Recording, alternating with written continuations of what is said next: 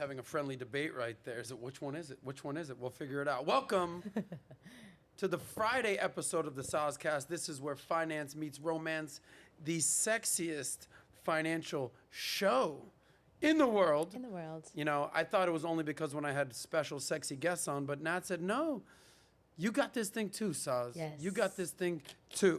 So welcome you guys out there. It's Friday. Make yourself a cocktail.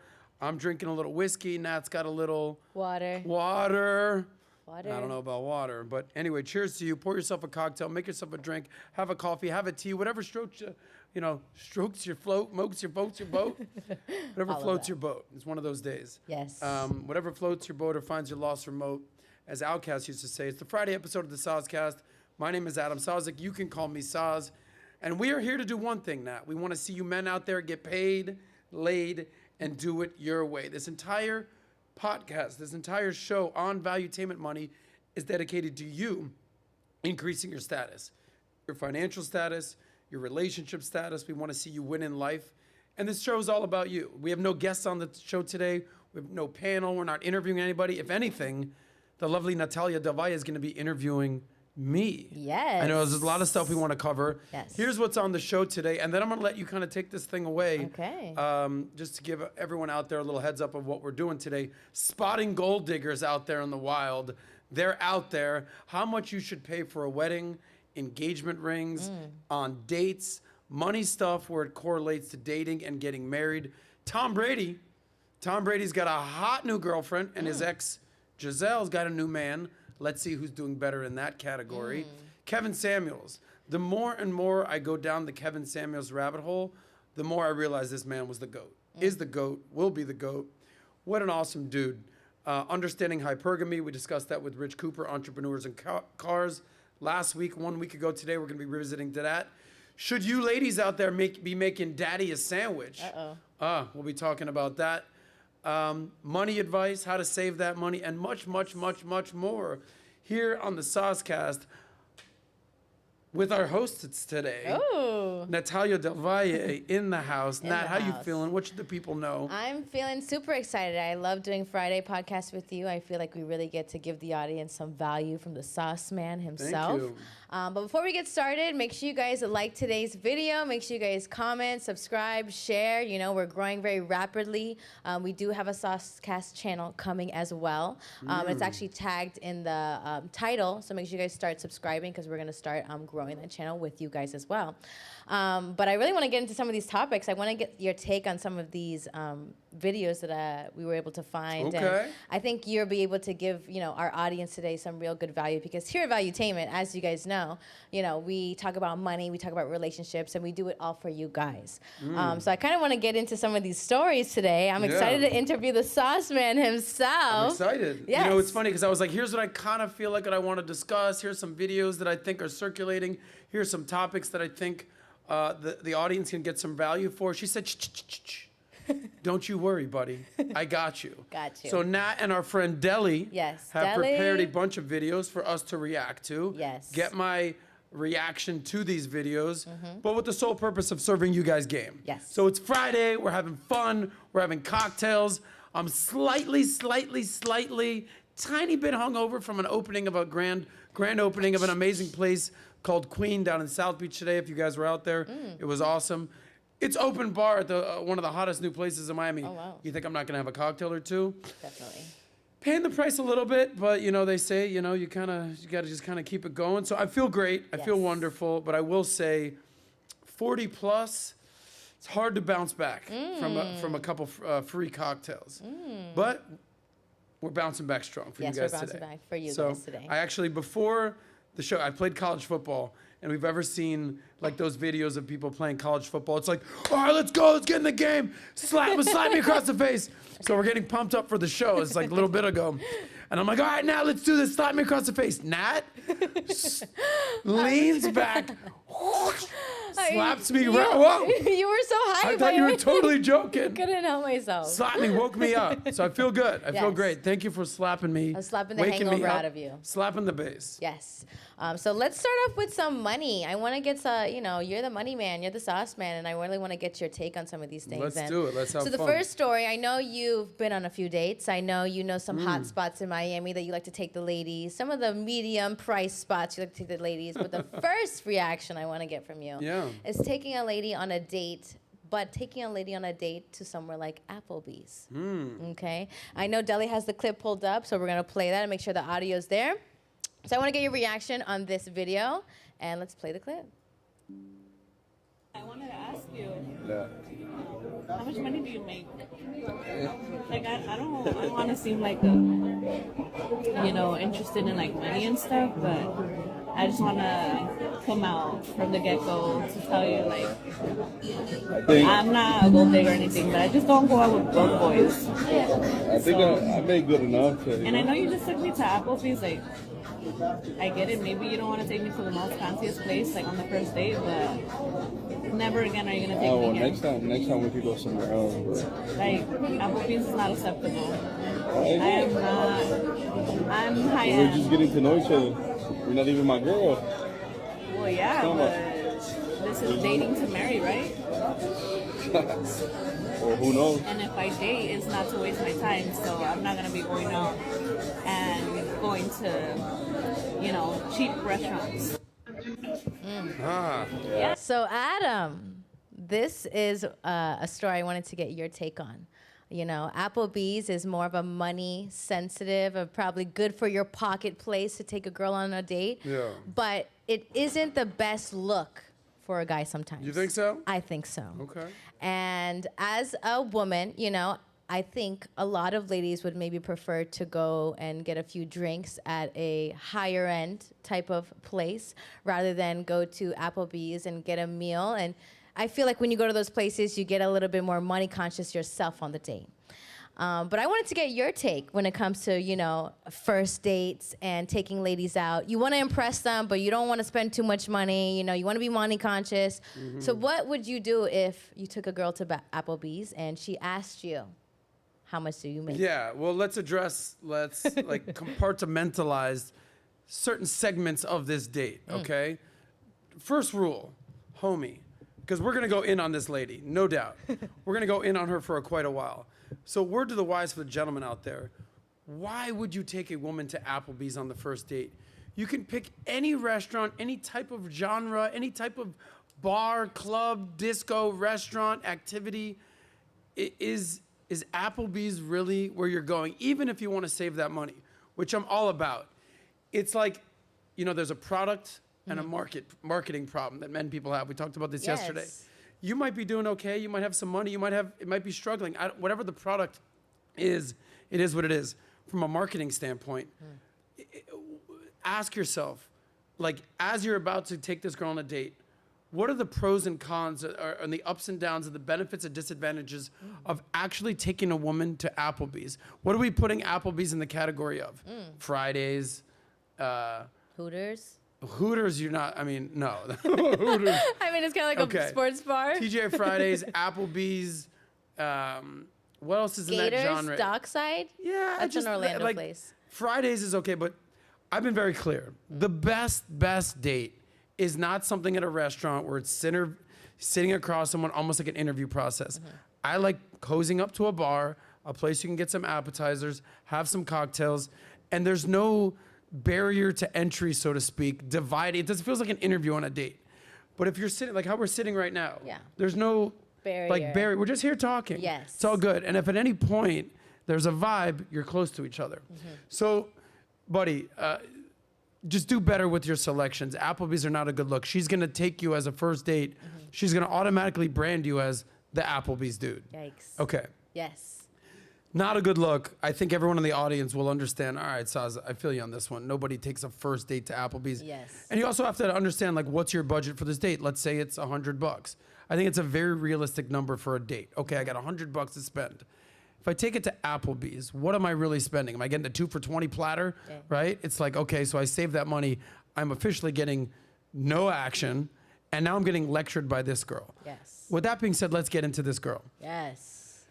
Homegirl says, I'm a high-end kind of gal, okay? Are you, though? You showed Because up if to you weren't Applebee's. actually the high-end kind of gal, this dude would not take you to Applebee's. I'm willing to bet, based on the words that she was saying, that she's in her mid to late 30s. Because she's been on a million dates. She has her, you know, her no-go zone, and this guy completely just crossed it. Yeah. She's basically saying, this is the type of woman I am. These are the standards that I stand for. And you just took me to Applebee's. So I have one question for you, as disrespectful as it is. How much money do you make, buddy? As a man, if a woman asks you that, how much money do you make? I would say, I would never in a million years answer that question. Well, I make $100,000. Yeah. Well, I make $80,000. Well, I make $50,000. I make $250,000. No. You don't answer that question.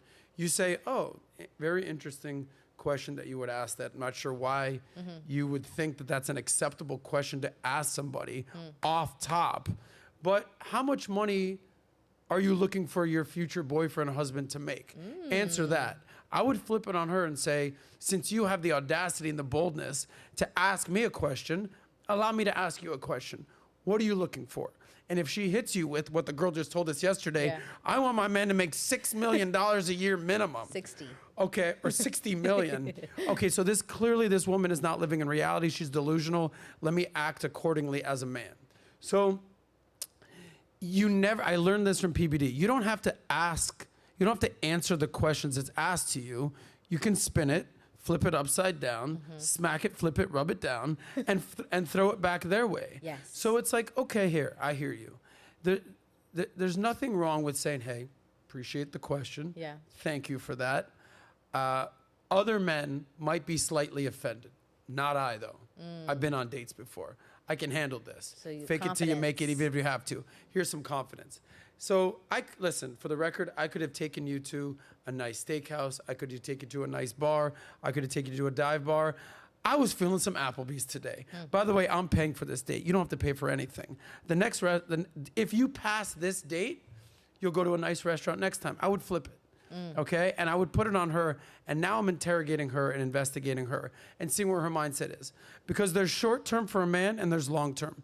If you're just trying to get some ass, trying to get some quickie with this girl, take her to a place she can drink and you get some action. But if this is actually the type of girl that you see yourself with, see yourself dating, ask yourself, homie, is Applebee's the best bet for me? There's so much wrong going on here. Yes. Like, I could shit on this chick all day. But don't you think she's a little bit wrong for even showing up? Like, if you got asked on a date and he's like, hey, where are we going? Where are we meeting? We're meeting at Applebee's.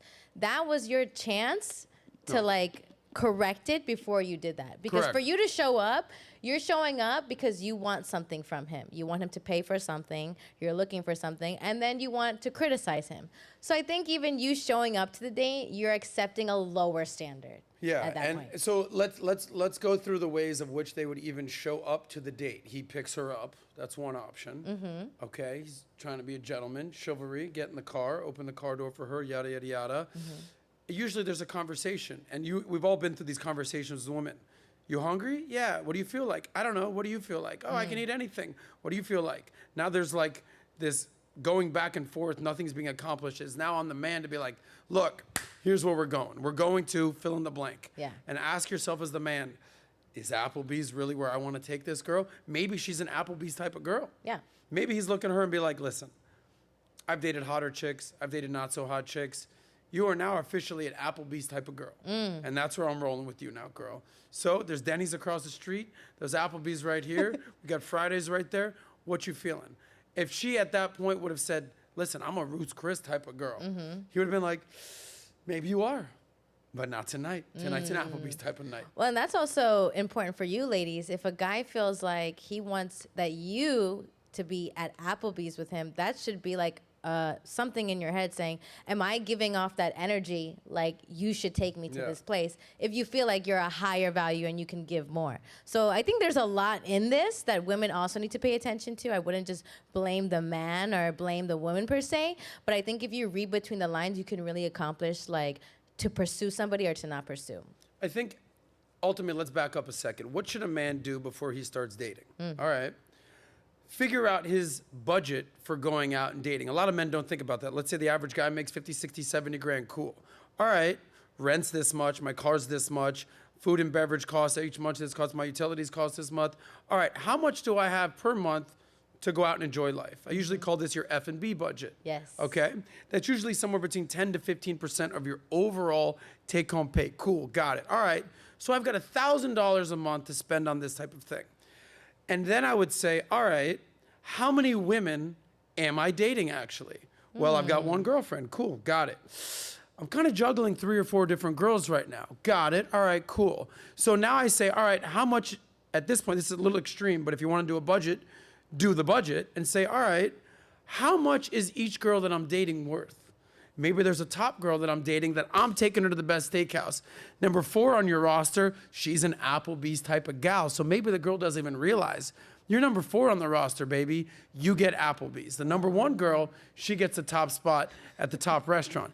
These are types of things that a man has to think about. And there's nothing wrong with a man for, if you're not dating someone seriously, saying, all right, I got 3, 4, 5 different girls I'm talking to. Here's where I want to take them. Here's where I want to go out to. Here's how much the top girl's worth. I'm going to take her on this date. You're number 5 on the list. You're an Applebee's type of gal.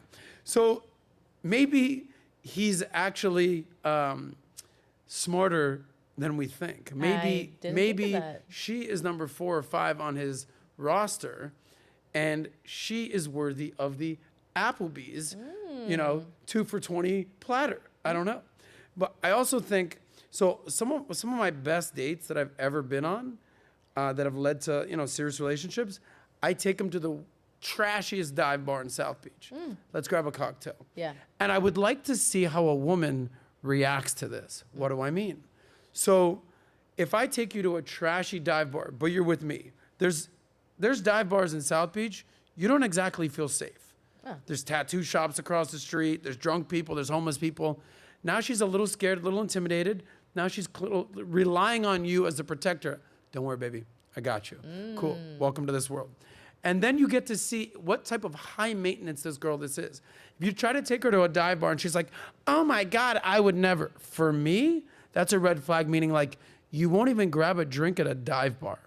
Relax, slow your roll. Now I know, all right, this is one of those types of girls.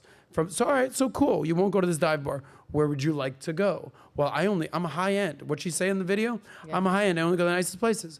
Cool, got it. At this point in my life, once you get to a certain point where you've got savings in the bank, the most liberating feeling for a man is being like, listen, you want to go to a dive bar, we spend 20, 30, 40 bucks, I don't care. You want to go to a high-end bar, we spend 100, 200, 300, I don't care. But at the end of the day, I'm looking into you, how you respond to these types of places. The best thing about having some money to your name is wherever you go, you know you're good. Yeah. And you have this sense of calmness and coolness and just like, all right, I'm judging you. And this is the same thing way it goes on dates. As much as you're judging me, I'm judging you. Because once you become the type of guy that's like, I've slept with a good amount of girls. I've been around the block. I'm 42 years old. It's not like I'm a rookie. I'm very upfront with girls about that. I'm not looking for a quickie. Yeah. I've been there, done that. So at this point, it's like, okay, now I am vetting you. Are you the type of girl that's going to see a second, third, fourth, fifth date? Yeah. Or is this an Applebee's hit it and quit it type of situation? So your answers you'll be held accountable for your answers and your attitude. Because this dude, that maybe you're 4th or 5th on his roster and you're getting Applebee's, you act right, maybe you'll move up to number 2 or number 1 on the roster based on your attitude. So certain guys, because the type of man that a woman wants has options. Yes. If this is let's flip it on this situation. If this is the only girl this guy is talking to, this is the only girl on his roster, he has no other options, and he's choosing to take the one girl that he's talking to Applebee's, either he is broke as a joke or just has no game, and he just doesn't get it. So as a girl, she's gonna be like, let me just fucking cut this off right now. Right. How much money do you make? Let me disrespect you to your face and ask you straight up, what's the deal? Because I'm looking to get married, I'm probably 37 years old, and I ain't got no time for Applebee's. Got it. But if you're that dude that's like, listen, I'm dating a handful of different girls. I'm gonna throw a hurdle in our way up front. Let's see how this girl responds to Applebee's. Because some guys are that calculated. Yes. They're like, listen, she's not even my top 3. I don't really give a shit. I'm not taking her to the steakhouse. I'm hungry. It's 8 o'clock at night, 9 o'clock. We actually probably made last minute plans. I don't know. I'm busy. And I'm gonna, fuck it, taking her to Applebee's. Maybe it's the only place that's open right now. It's 9 o'clock, 10 o'clock, whatever it is. Yeah. Let's see how this girl responds. If this girl is beautiful, feminine, sweet, appreciative, and she says, hey, look, I'm not an Applebee's type of gal, but let me tell you, I was actually looking forward to hanging out with you. I'm down to hit an appetizer or margarita. Just do me a favor. The next time we go out, take me someplace nice, would you? Treat me right. I'd be like, I respect the hell out of that. Like, Nat, you're not, like if a guy took you to Applebee's, I already know you'd be like, all right, I'm not an Applebee's type of girl, but I'm not a complainer. Yes. I'm not gonna be like, no, I'm Natalya, I deserve to be, like, all right, cool, it's Applebee's time. Yeah. But what I would say, because I know that how you would like give counsel to men, and you'd be like, listen, I think you're sweet, I think you're great. How about the next time we go someplace a little classier? Yeah. I'm not too good for Applebee's, I just don't think this is a good look for us. Yeah. And see what he says. Yeah. I just think it's an open dialogue. There's nothing wrong with the Applebee's situation on the surface. Right. The underlying situations is what I'm questioning. Yes. Anyway, I agree. this episode has been sponsored by Applebee's. to start. But now here's my next thing that I also want to cover with you. It's one thing to go on a date and spend $100, $200, $300 if you want to go to a fancy restaurant. Yeah. Sure. But what about if you were to get married and you need to spend over $250,000 on a wedding? Oh. Okay. Now, this is a totally different number. I want to get your reaction to this right here. Okay. So as you guys see, So this is a different topic. this right is a now. different topic. Okay. I wanted to get into something a little bit more like, all right, Applebee's is a warm up, but now we're talking marriage. Before we get to this, I would just like from the audience perspective, for the gentleman out there. Are you taking a girl on a first date to Applebee's? Is that like a dude? Come on, player. No, like, I like, where are you at for the audience out there? Yeah, Give me a little, and Deli, maybe you can kind of see what they say. Do you blame the woman for being a high maintenance, highfalutin type of chick, and like blame her? Or is there some accountability on the man's end to be like, come on, brother? Yeah. You know, because if that's my homie, by the way. If that's my dude, let's say it's Deli taking a girl, I'm like, dog, I mean, why? There's a million restaurants. Like, why Applebee's? Like, I would like to know what the audience Everyone's just people saying no Applebee's. No Applebee's. So they get it. Yes, so we actually have the super chats. Some people answered. We have Lord Commander. Shout out to you. Thank you for the super chats, guys. He said, you should never cheap out. I refuse to lower my standard in order to take her out. I don't go to Applebee's, so why would I take her there? Boom. I take her where I go. She is a tag along to my life. And then love that. Yes. Give that guy a shout out. What's his name? Shout out to you, Lord Commander. We love Lord it. Commander. Commander. Here's to you, sir. That was awesome. Yeah, I like love what that. he said. And I love, she's a tag along to my life. And then we're going to get into that, about how a man leads, woman follows. You want her to be an addition to your life, be an asset, not a liability. Let's tag along, baby. Let me show you where I go. Yes, I love that. And then we can actually do these other super chats. So Trey, thanks for the super chat. What are y'all thoughts on the girl saying she wants space in a relationship? Then we have this one, Lord Commander as well. He actually answered Trey. He's like, there's nothing you can actually do to keep a woman. Brad Pitt and Bezos prove this fact. Once you come to the grips with it, it becomes easier. Okay, Lord Commander, coming in hot. Caliente. It is a little bit hot in here. It's because we're getting into some good I don't know topics. if we can lower the AC. Things are getting a little spicy. Yes, but I'm glad that we're all on the same page that Applebee's is not the best look. Yeah. I think it could just be like a tester, like you said. See how she reacts to the situation. And ladies, this is advice for you out there. Keep it classy, you know, even if you feel like you deserve more, take that moment to help this guy do better, okay? Even if you're like, this is not gonna be the guy for me, I'm gonna help you with whoever you move on to The next. more and more I think about this Applebee's situation, a dude takes his girl to Applebee's. Listen, on when you're starting a relationship or a first date or you're getting to know someone, there's 3 options. I'm gonna narrow this down. Option 1, short term. I'm just looking for a quickie, looking for some sex, trying to hit it, quit it, move on. All right, cool. Number 2, I'm actually looking for a girlfriend. I'd like to have a nice long-term relationships. I'd like to have a bonding with somebody. Or number 3, I just want to have a good time. I'm not looking for anything per se. However, I'm going to be marketing myself to the public. So in these instances, you have 3 options. Number 1, if you're trying to hit it and quit it quickie, is Applebee's going to help you get laid? No, that's not happening. If this is a long-term relationship, is this something that you really want to start a good, like with a good woman, a good situation with the Applebee's? No, probably not. Yeah. Part 3, you want to have a good time and you want to market yourself out there to the sexual marketplace. Hey, here's what I like to do. Is Applebee's the best marketing opportunity for you? Sorry. No, you are now officially 0 for 3. Do not take your first date to Applebee's. I'm glad we agree. Okay. Simple. There we go. Simple, period, point blank. I'm glad we can agree. You want to go with your, I've been very clear on this. If you're going to a nice restaurant, if I'm going to a nice restaurant, it's on a date. If it's me, my homies, it's football, we're going out, the homies, dude, take me to a place we're getting chicken wings and beers. We do not need to break the bank on a homie's dinner. Yes. Period. I agree. Save that for something that's special with a girl. And also, I'm not saying that you need to take a girl on a first date to the nicest steakhouse in town. Yeah. I said 3 stars, 4 stars, definitely not 1 star, 2 star, Yeah. definitely not 5 star. Pull up to a bar, cozy up, get to know each other. Keep it informal, keep it light, not an interview. So there's rules of the road here. Depending on what city or what area you're in, plan accordingly. That's my advice. Very good advice. I think he even just gave advice on how to juggle women on a budget. So the gentleman, take some notes, based on the Everything- girl is the budget that you want to make per girl, which essentially is very smart and very, very informative. Listen, for let our me tell you guests. why, the whole concept of what we're doing here, where finance meets romance, everything starts with a game plan, whether it's in your relationship, Yes. whether it's in your business. Within personal finance, you have a budget. That's a game plan for your money.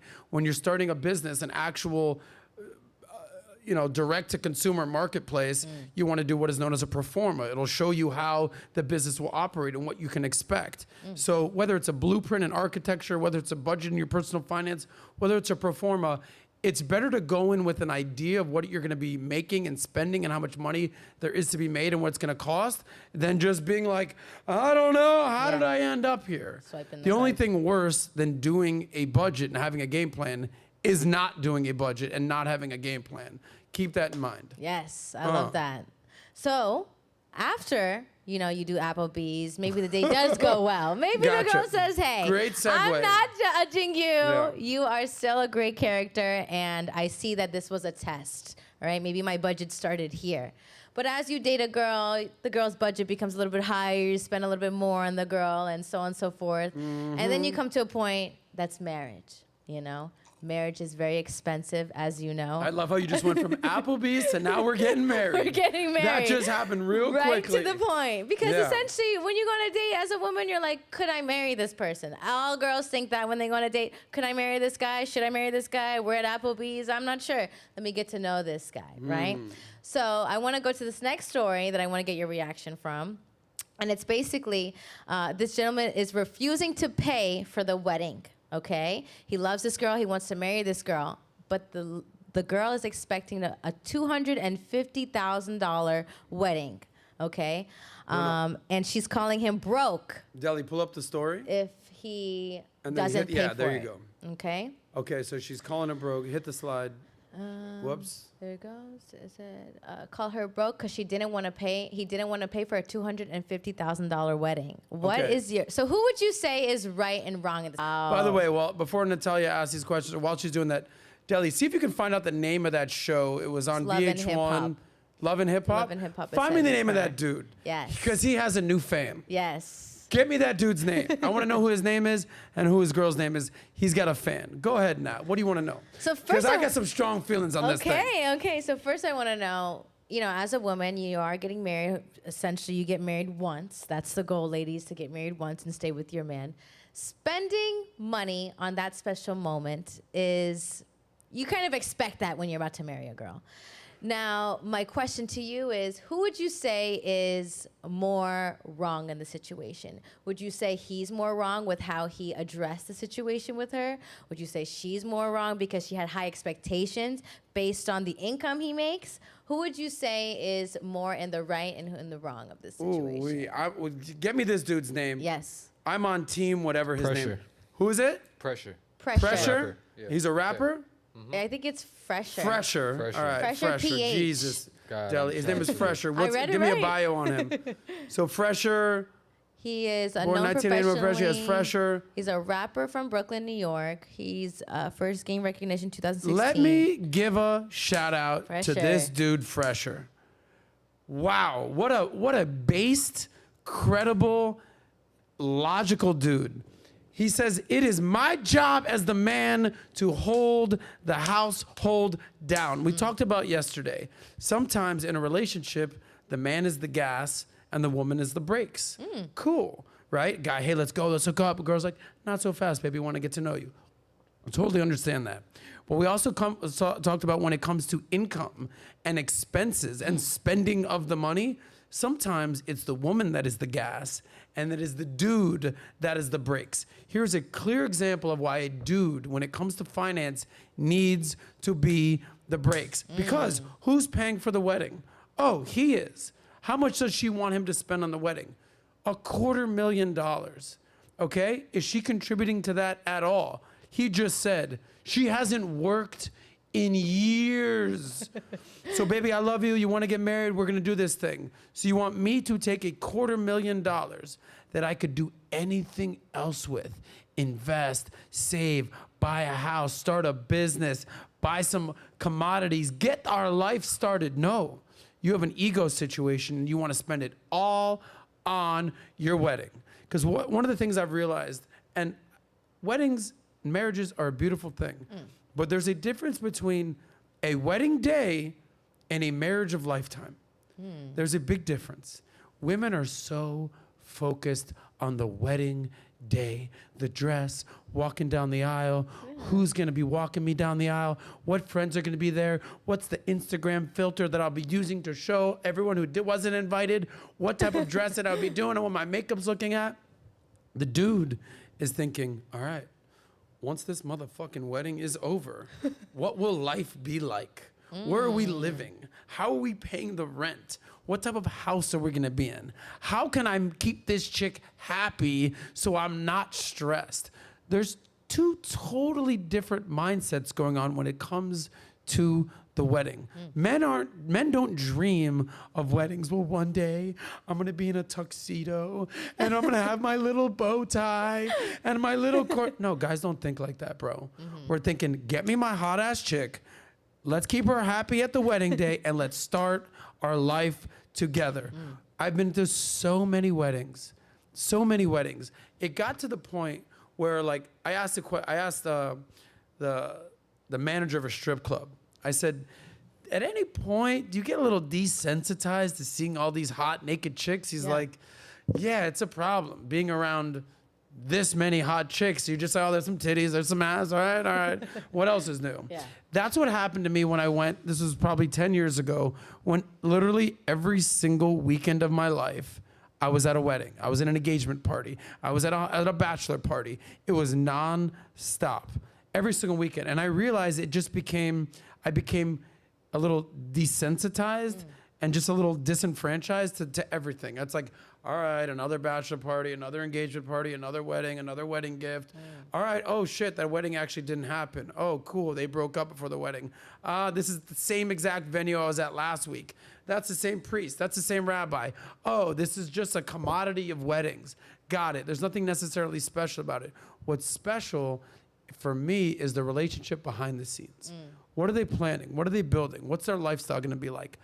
All the other nonsense about the aisle and the bridesmaids and the suit and the groom and the this, it's all just, it's 48 hours and then it's done. But And then it's done. Wouldn't you say, though, based on how much sometimes a man will spend on you, maybe women feel more valued, per se? So yes, you are paying a high, budget for the wedding, but maybe this is what makes the woman feel special. Maybe she feels like, I know how much you love me and I want the wedding to show how much you love me. Maybe she's coming from that perspective. Yeah. Is it wrong that she feels like she deserves something extravagant because she's in love with a man, that she feels he deserves something extravagant? Nobody deserves anything, okay? You earn something and you're rewarded for something. You don't deserve a $250,000 wedding because you think you deserve a quarter. I'm not a city hall type of bitch. I'm a $250,000 wedding. Cool, got it. Yeah. So, but I've also recognized, as we discussed yesterday, Yes. there are ways that you talk to your homies and to buddies and to men in your life as a man, and the way that you talk to women in your life. So if I'm that guy, by the way, totally agree with him. Yeah. The way his perspective, his mindset, his logic, totally agree. Fresher, Yeah. shout out to you. Tip of the cap to you. And that was attractive. It was A guy attractive, to like right. check you, like be Check you. realistic. But as we've learned, you have to talk to women a little bit more gently, Yes. a little more gentler. And if I were him, and this is something that I'm working on, listen, this entire show is about male self-improvement, whether it's your money, whether it's relationships, whether it's your life. What I'm learning is that sometimes you have to talk to a woman the way you would talk to your grandma, or the way you would talk to your mom, or the way you talk to not your homie. Yes. And I would say something like, baby, I love you. I want to give you the wedding of your dreams. Just understand that a $250,000 wedding is way over the budget that I think we need to be. And I would say, well, tell me, and I would have this actual dialogue and say, I'm thinking our wedding is under $100,000. Okay, so we're $150,000 off. I love you. I'm not gonna let $150,000 be the difference of whether I love you or not, or whether we get married or not. So what I wanna figure out is, what can we cut out? What are your non-negotiables? All right, you want a white swan? That has to be there. You want some tulips? Okay, maybe we don't need to spend 20 grand on tulips. And I would say, what are your non-negotiables with this wedding? And what are you willing to do without? And now we can have a conversation. The most important thing is that you're there and I'm there at the wedding. The guests, that's great. The flowers, the swans, the balloons, the fireworks, these are all add-ons that we can live without. Now let's draw up a budget and you can see where this is going. So before you tell me, I'm a $250,000 wedding, bitch, let's actually see what that means. Because what I have learned in these types of situations, this is all emotions. As a man, stoicism, being logical. I hear you, baby. I know that you want to feel appreciated. I know you want to feel loved. But I don't know necessarily if $250,000 is the way that what you're really looking for, or you just want to feel special. And it's my job to make you feel special. And let's do that without breaking the bank. Can we do this? At the same time, I'm not taking you to Applebee's on our wedding, but I don't think we need to go spend Ritz-Carlton type of money to prove our love. And let's see if we can meet in the middle. Wow. Because I understand where that dude is coming from. He's saying, listen, because men think a couple steps further.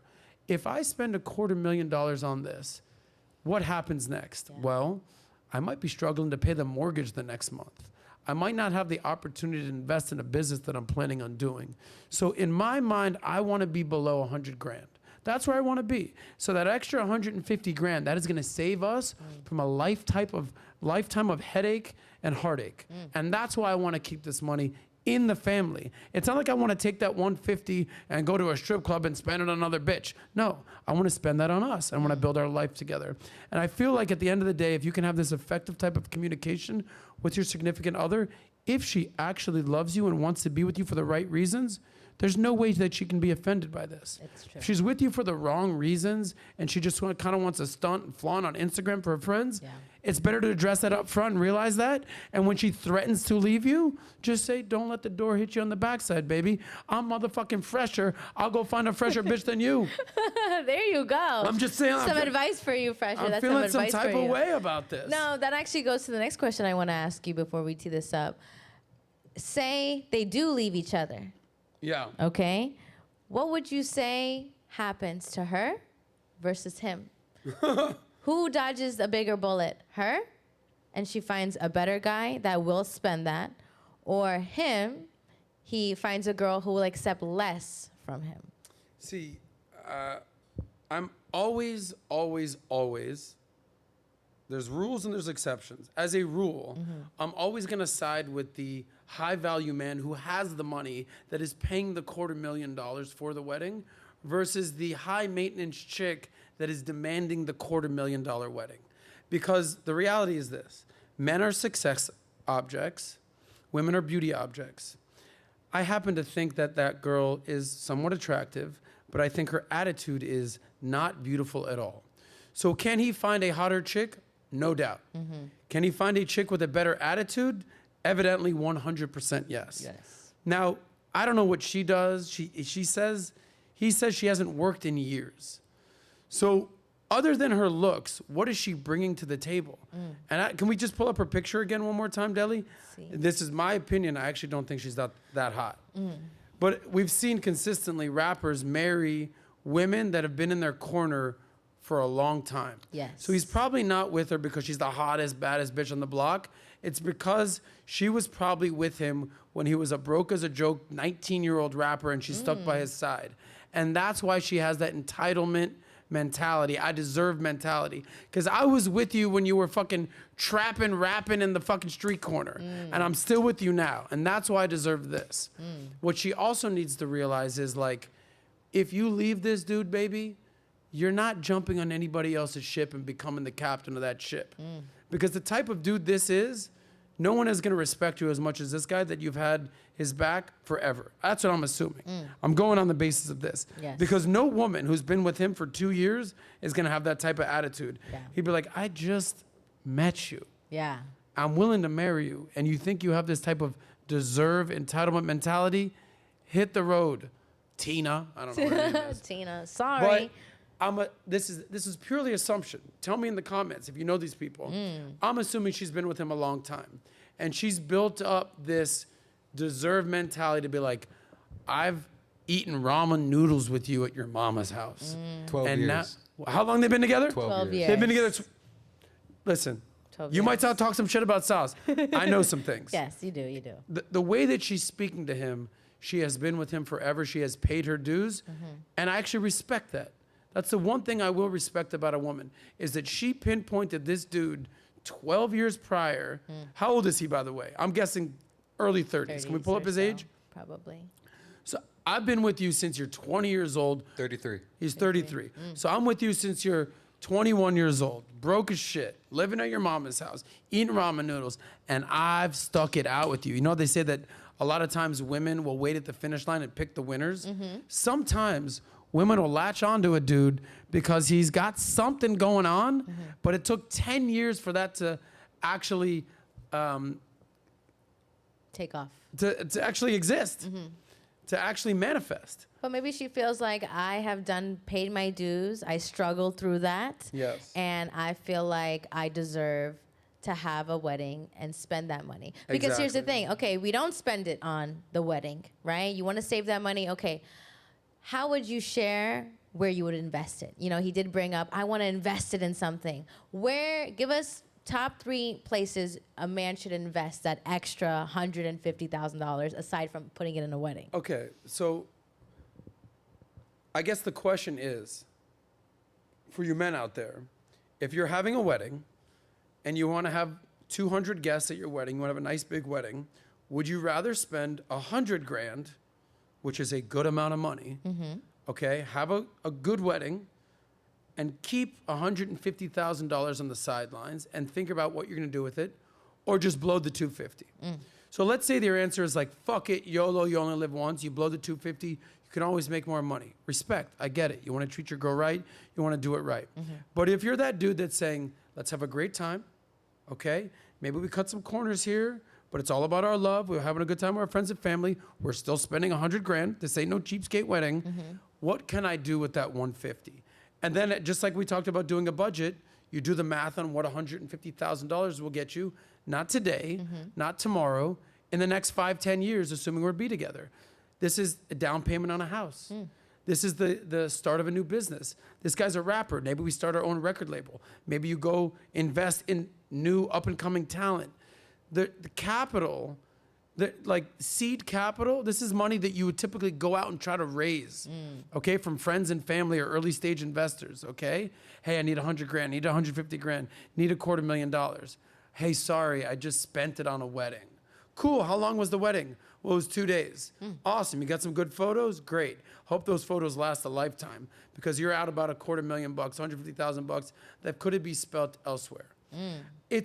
Listen, if you're worth $1 billion or $10 million, these are trivial things. Right. If you're worth $1 million, which most people are not, and you want to spend a quarter of it in 48 hours, I would tell you to reassess your budget and what basically you're doing with your money and have a better game plan for your money. So ultimately what I'm saying, you want to make your girl feel special, you want to have a nice wedding day, but you also want to understand that a wedding comes and goes, and this money is going to last us a lifetime. Okay? It's the difference between short-term thinking, get-rich-quick type of mentality versus long-term planning, investing type of mentality. Again, respect to this guy, Fresher. I love his mentality. The only thing I would do is maybe talk to your girl a little nicer. Okay, I love that. That's the key, gentlemen. If you can communicate what you want to your lady correctly, your lady will abide. Your lady will be understanding, she will be relatable, and she will accept things that maybe she didn't want to accept at the beginning. So very good advice. I will say this. As a man who's like made his money in sales, network, getting shit done, this type of, hey baby, I'm thinking of you, that type of like vibe doesn't come natural to me. Right. And it doesn't come natural to a lot of men. Yo, baby, here's the deal. Here's how we're getting down. Here's the freaking situation. That works in the business world. That works for 90% of the time, even with women. But there's this 10% of time where you have to like put the alpha away and realize you get more with honey than with vinegar and get to their like the core, the heart of the situation, not because you're soft, Right. because you know that women are soft. And you know that the way that you need to talk to your woman is a little bit different than you would talk to a business or a colleague or an associate. So as hard as it is for me, I have to realize, why am I explaining myself to her? It's so I can get the outcome I want. Am I gonna get the outcome I want talking like this, here's the deal, or am I gonna get more of what I want being like, listen, here, give me a hug. Yeah. I'm here for you. There it is. And that doesn't come natural to dudes, I'm telling you. It doesn't. But for a man, it's almost like you have to play a character in your movie called your life, and now you need to be the beta soft guy for a hot minute. Not for the whole movie, for a hot minute. So I always say that there's 3 things that a man kind of has to do. Be the provider, make the money. Be the protector, be the fucking dude to make sure she's safe. But number 3, be present. And when you're present with the woman, oftentimes they're talking about quality time, sharing time, being there. At that point is where, and I dare choose my words a little wisely, you have to be a little vulnerable. You have to be a little emotional. Not all the way. I'm not recommending that. Don't clip this and say Saz is recommending being vulnerable. You have to be a little softer, not because you're soft, because she's soft, and you have to get on her level. So provide, protect, and be present. I think that's very important. And when you're being present for the girl or the woman in your life, you kind of got to talk to her how you would talk to grandma. Yes, that is a very, very good tip for you, gentlemen. I hope you guys got that. Provider, protect, and present. Be present with your lady. Yeah, and again, for the umpteenth time, that being soft, being present doesn't come natural to a lot of the dudes and the homies I know. That doesn't come. The reason they're successful, the reason they've done shit in their lives, the reason they have credibility, the reason they have a voice is because they fucking operate like this. Yes. But that doesn't translate into getting things done the way you want with your woman often. Yes. So you kind of got to be a little more, hey, Yes. here we go. There you go. I you like that. doing? Even you just changing your tone, I feel a lot better. Yeah. Women are emotional, Yes. men are logical. Yes. So if you want to get the correct logic out of your emotional woman, you have to meet her at the place that she's at, not the place you're at. Again, I am learning this. This is something I'm improving. Yes. I'm good at the providing and the protecting. The being present is something that I'm working on as a man. Yes. And again, the whole premise of this entire show, getting better, cooler, faster, stronger, smarter, wealthier, sexier, getting just vibier. And this is what we're learning here on the Soscast. Yes. So gentlemen, if it's not working the way you want with your girl, maybe it's not what you're saying, it's how you're saying it. So be cool about that. Let's do claps in the chat for Adam. Claps in the chat for Adam. I love that. I think that those 3 P's are very important: provider, protector, and to be present. I am going to be a little biased. I do think being a provider holds a lot of weight. Okay, so ladies, you know, when girls are dating men, you know, they're looking for men with a certain income. Okay, now this next clip I want to show is actually a young lady who is with Kevin Samuels, and she wants her man to make over $400,000 of income. Okay, if we can tee that clip up right here and get the audio, let's play it. Definitely going to be able to pay the bills, like take care of me, but I still want to be able to have the option to work and do like my career, have a career, and still have kids. Okay, so you want it all. Yeah. Okay, how much money is a man going to need to make to be able to pay all the bills for a family of 4? Probably well over 400K. What percentage of men in this country make over $400,000? I would say maybe 2 to 4%. Probably not a lot. 1. Okay. 1%. So let's go back to what you said. I feel men don't care about what you feel. We think, act, and do. Men hit the financial stride between 45 and 55. Are you prepared to marry a man that's 45 years old or older? No. So you're a delusional black woman. I want a man that's definitely going to be able to pay the bills. So what should men know about women like this? What is like a big red flag for you? How do you get your woman to understand, you know, this type of reality, making $400,000 in expectation? What do women have to do? Well, I think we should just use this woman as a case example. Most women want it all. Yes. Okay? Now, whether they deserve it all, or whether you have it all, or whether you can provide it all, that's the unanswered question here. But you're never going to change the fact that a woman wants it all. You're never going to be like, well, you should lower your expectations. You don't deserve it all, because that's just not what you're going to get. They're never going to be like, well, thank you for pointing that out, and I guess I'm just going to lower my expectations, and I don't want it all. Got it, thanks. Let me go find a broke-ass dude who's not that good-looking and a little shorter than I'd like and not as cool as I'd like, and thank you for the heads up, Kevin Samuels and Adam Sosnick. I'm going to go deserve less. They're never going to get that way. What you have to do as a man is become it all. Become the total package that they're looking for. And that way, you can now not strive to get this woman. She's going to be throwing herself on you, proverbially. So what is it all? We talked about this trifecta as a man. Provide, protect, and presence, right? Number 1, get your wealth right, get your money right, get your success right. That's number 1. Number 2, women, as much as men are more attracted to looks, so are women. So men out there, are you working out? Do you look your best? Do you feel your best? Are you dressing your best?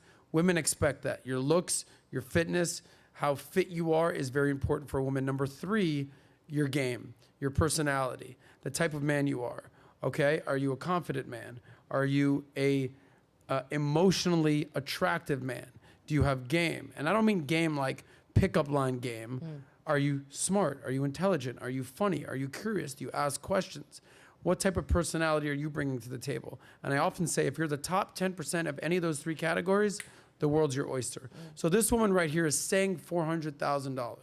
So she's only associating one of the 3 that she wants in life, the money component. Because that's a very tangible number. You could say, all right, I'd like a man who's the 1% man, got it. But what she's really saying is that she wants it all because she deserves it all. I like using these types of clips to just understand the mindset of women, like the woman who was here yesterday. Yes. Awesome girl, delusional. Yes. Okay, she thinks she wants her man to make $60 million a year. Right. Okay, go find LeBron James at that point, okay? Go find Jeff Bezos. And even at that point, is Jeff Bezos tall enough, good-looking enough, charming enough for a girl like her? So you're never gonna be, quote unquote, the total package in a woman's mind unless you are actually literally the total package. So just use these bits of information that these women are dropping, these breadcrumbs, and just let it motivate you to become the best version of yourself. Don't do it because you want to get this girl or that girl. Do it because you know when you reach that state of life, you can have whatever girl you want. So that's my recommendation here. Is this woman delusional? Sure. Is she wrong? No, because that's what she wants and feel like she deserves. Does she deserve it? That remains to be seen. Probably not. But it's not your job to determine what she should deserve or not deserve. It is your job as a man to get to the highest echelon of your life you can possibly get to and strive for improvement. Last point. Most men talk about hitting their stride. Most men don't hit their stride until they're well into their 40s. Okay? Your 20s, you're usually fucking broke. By 30, you should have figured it out and have saved some amount of money in your life. By 30, your career should be getting on track. You maybe, got a raise. You got a, what's it called when you move up? Promotion. Promoted. Hello? So these things are happening in your life. By 40, you should be partner at a firm, equity in your company, started your own business.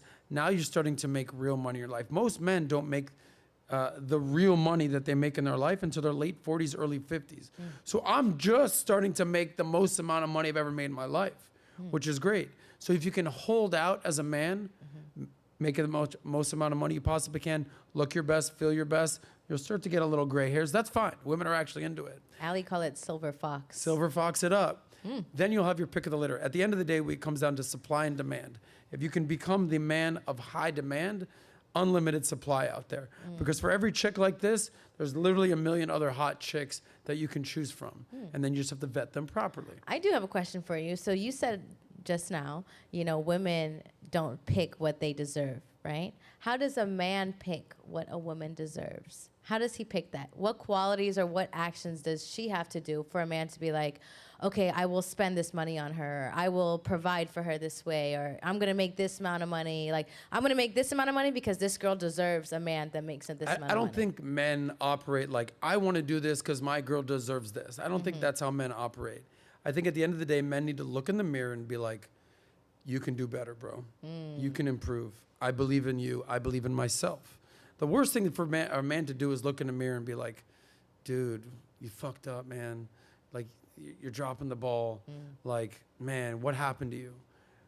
Because you have to take accountability as a man. Men are very comfortable with owning up. We talked about this yesterday. Yeah. I told my buddy, I'm like, you got to lose weight. You're a fucking slob. You got to fucking dress better. You got to make more money. Get it together. He's like, you're right. If I say that to a girl, tears, Kleenex, crying, psychiatrist, there's problems there. So a man just needs to look in the mirror, toughen up, pull himself up by his bootstraps, and just get better. And a man understands that, okay? Enough of soft men being like, I don't like the way you talk to me. Sometimes a man needs to be spoken to that way. It's very hard to speak to a woman that way. That doesn't translate into good communication.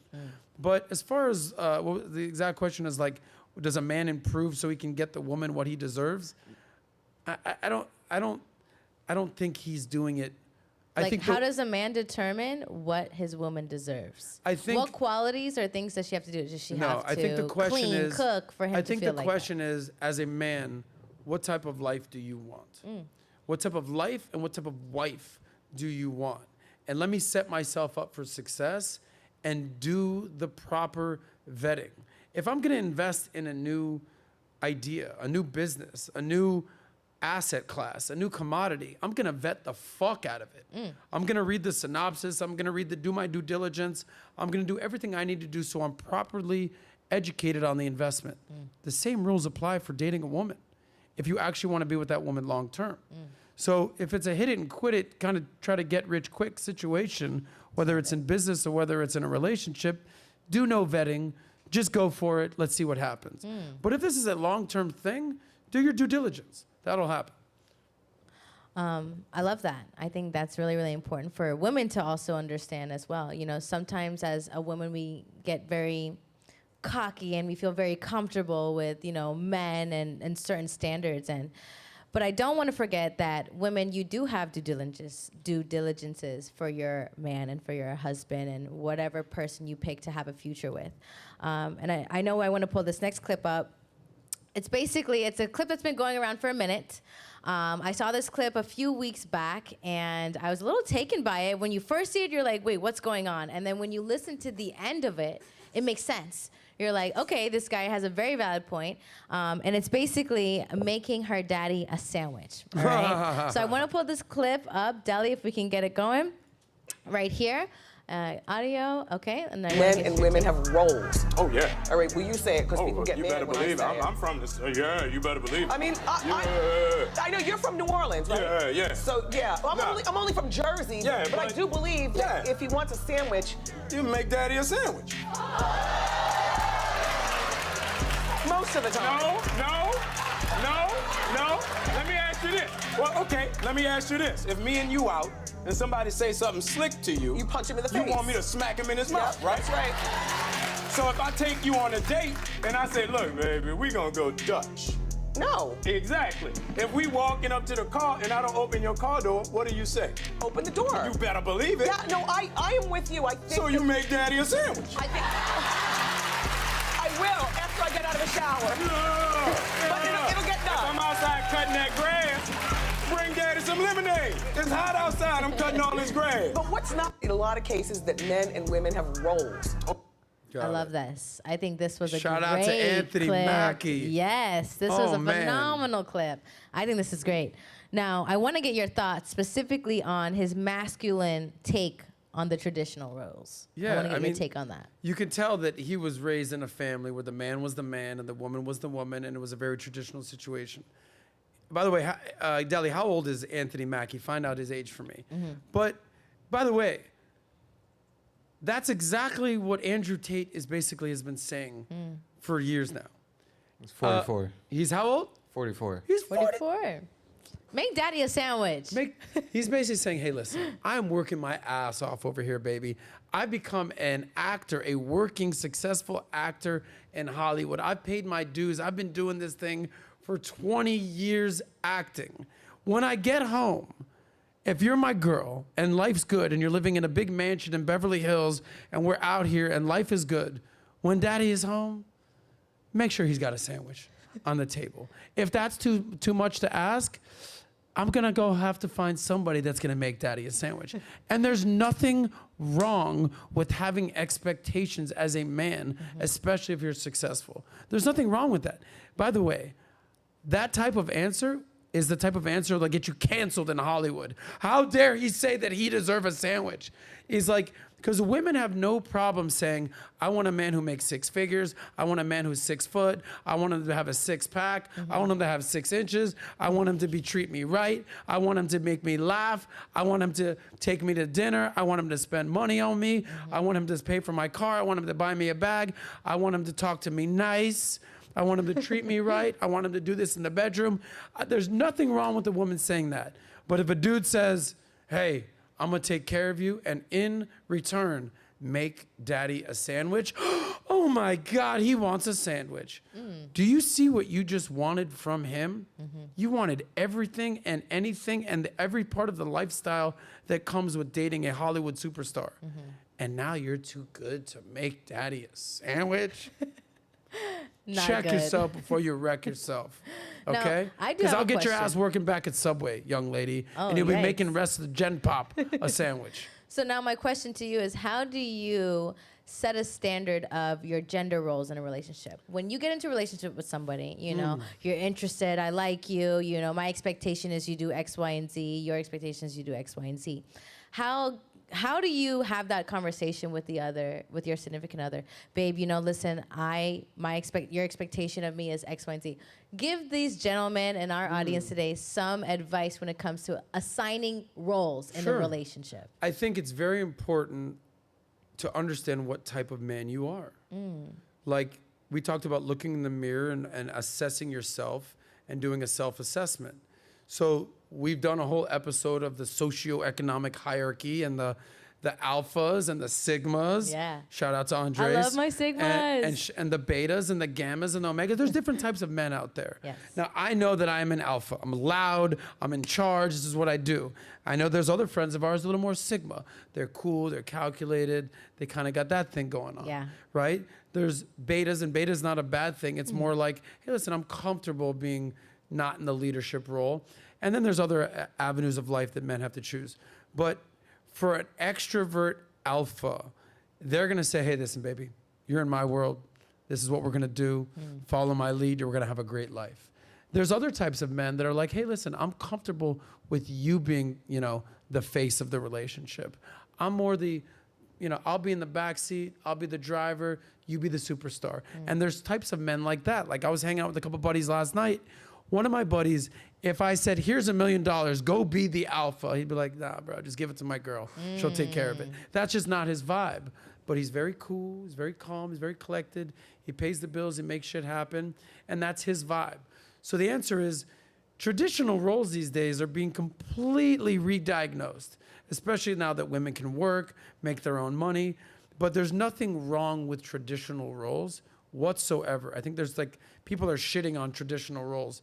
They're tradition for a reason. At the same time, there's rules and tradition, things that have got us to this point of life. But I think we can also recognize the world has changed in the last 20 years, let's say. Okay? Women are empowered, and there's nothing wrong with that. Now, when they get too empowered, that's where it kind of becomes a problem.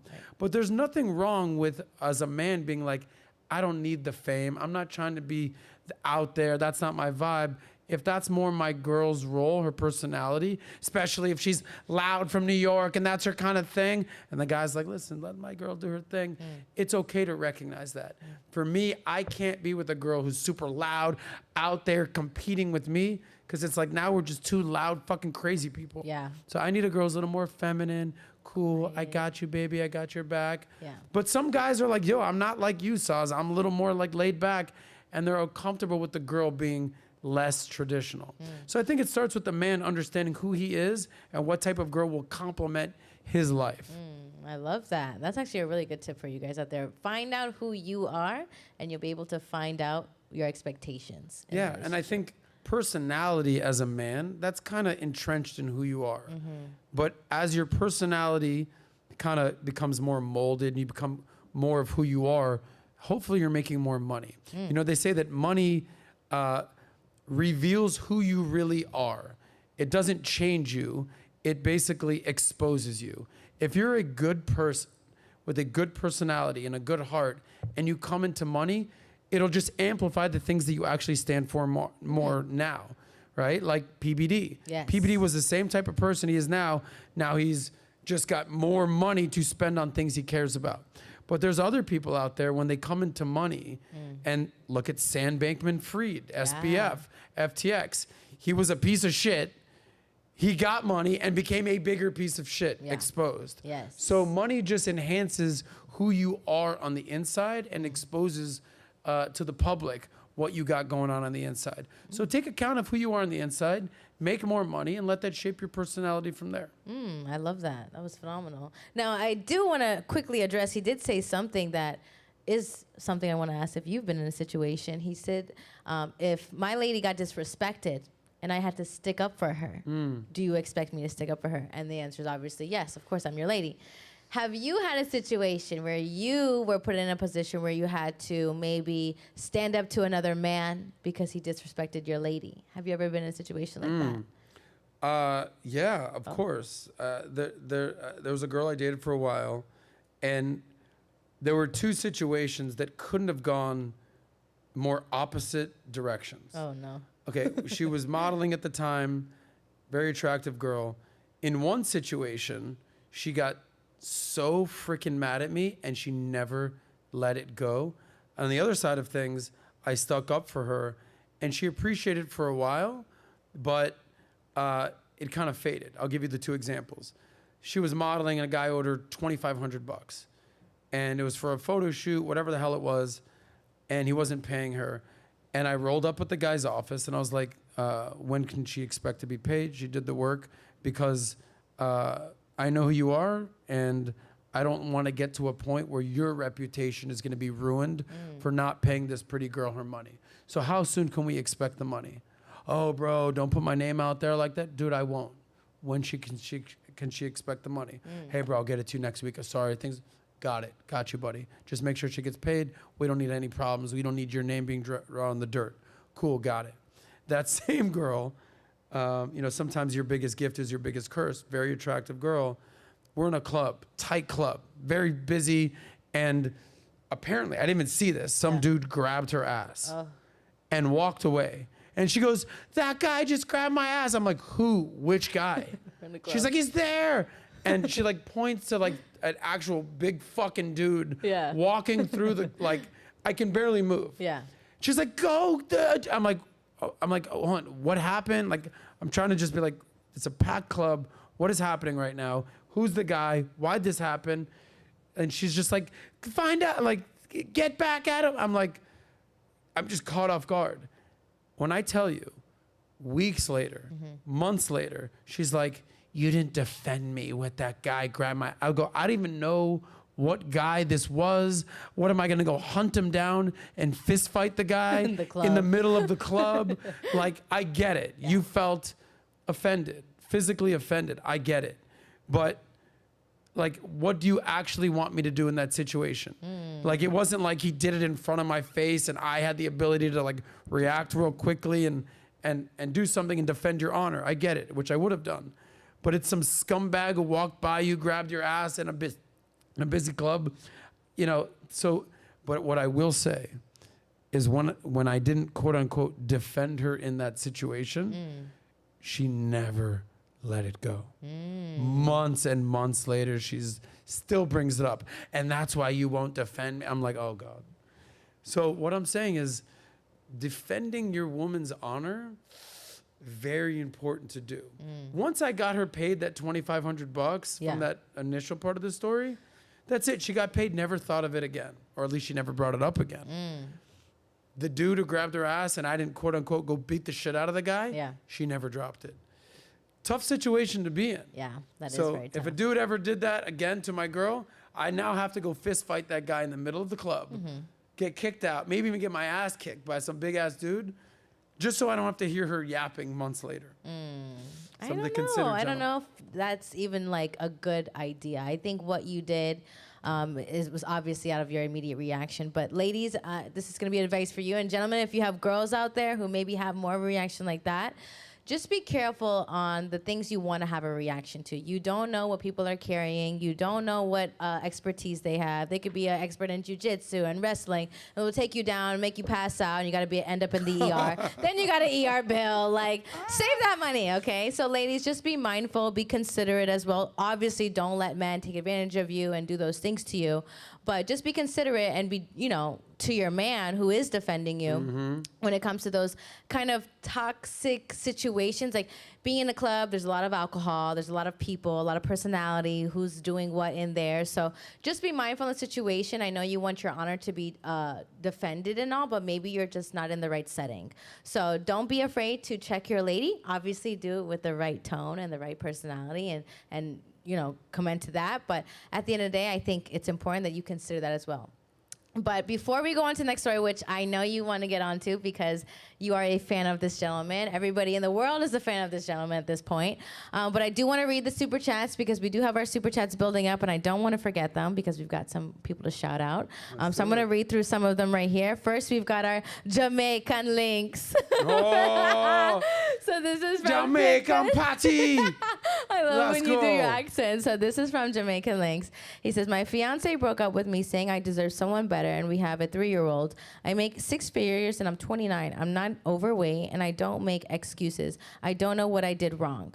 I think that's something that you need to take time and analyze, and then figure out, like Adam said, what you want. You know, who are you? What is your expectations? And move on from there. Who's that?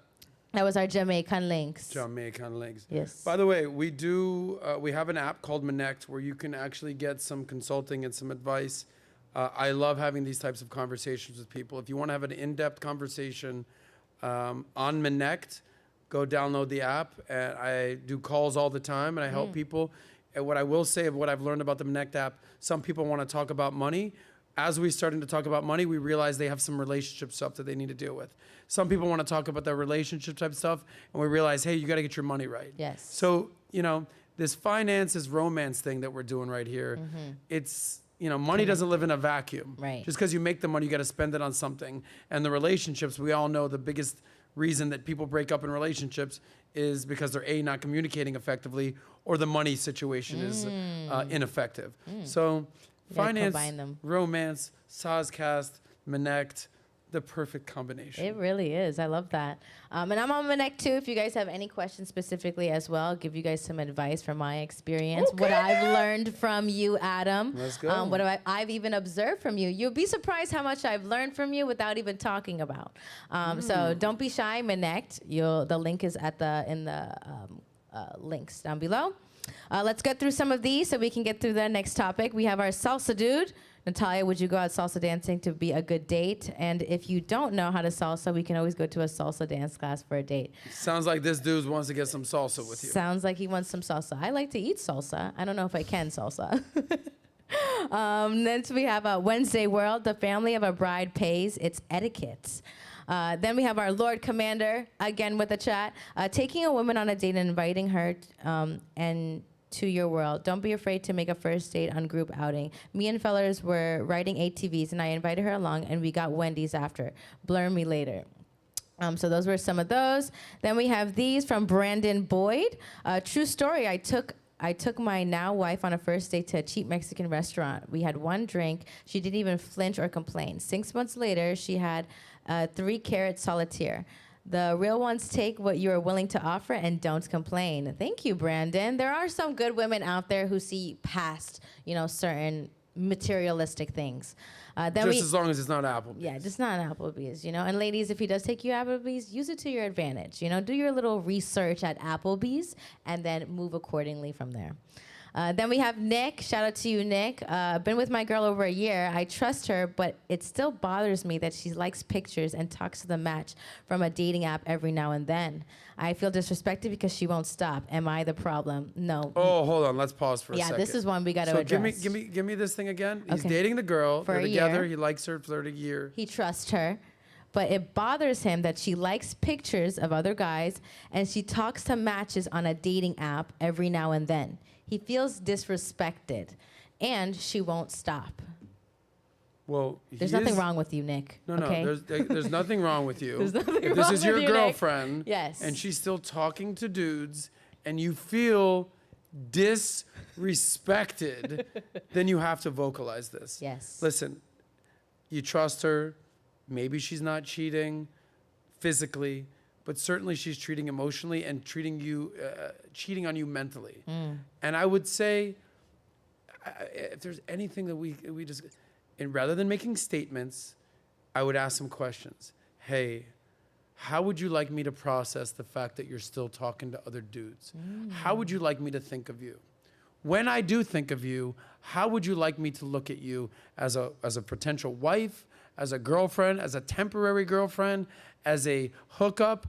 Tell me how you want me to envision you. Because what is sort of bothering me is everything you're doing X, Y, and Z with these pictures and his liking. Why do you feel like that is appropriate? Please explain. Because this is making me uncomfortable. There's nothing wrong with putting your cards out there, but don't come from a position of weakness. Come from a position of strength. Hey, I see a future with you. But in order for me to get past what this is doing, what you're doing with these pictures, please explain how I should look at you. Should I look at you as a potential wife? Is this just a temporary thing? Just help me help you. And let her answer that and see what she says. That is great advice. Can I tell you, putting it on, I don't want to say putting it on the woman, but painting the picture for her to understand that communication, she's either going to stay with you and she's going to stop, or you're going to leave her and you're going to find a new girlfriend. Because I'm going to be honest, if a girl is entertaining other men, but she still wants you and you're paying for things and you're taking her out, she's not taking you serious. And I think if you take Sauce's advice and you ask her those questions and you explain to her how you view her, you'll be able to get a clear answer. But I'm going to be honest, if she's still on a dating app and she's talking to other guys and liking their photos, No. It's probably not going to work. I'm sorry to you, Nick. But the good thing is you got the Sauce Man here to help you out with some questions and advice, Yeah. so make sure you take that. Start asking some serious questions with this girl. Asking them questions. If there's one, women want to be loved, appreciated, and be given attention and affection. We know the meat, money, energy, attention, time. Men want to feel respected. We're not looking necessarily to be loved and unconditional love. Men understand we cannot be loved unconditionally. There are conditions to a woman's love to a man. A man can love a woman unconditionally. I love you. You're beautiful. I want to be I'm all about you. We understand that as a woman, that as a man, there's conditions. Are you taking care of me? Are you providing? Are you protecting?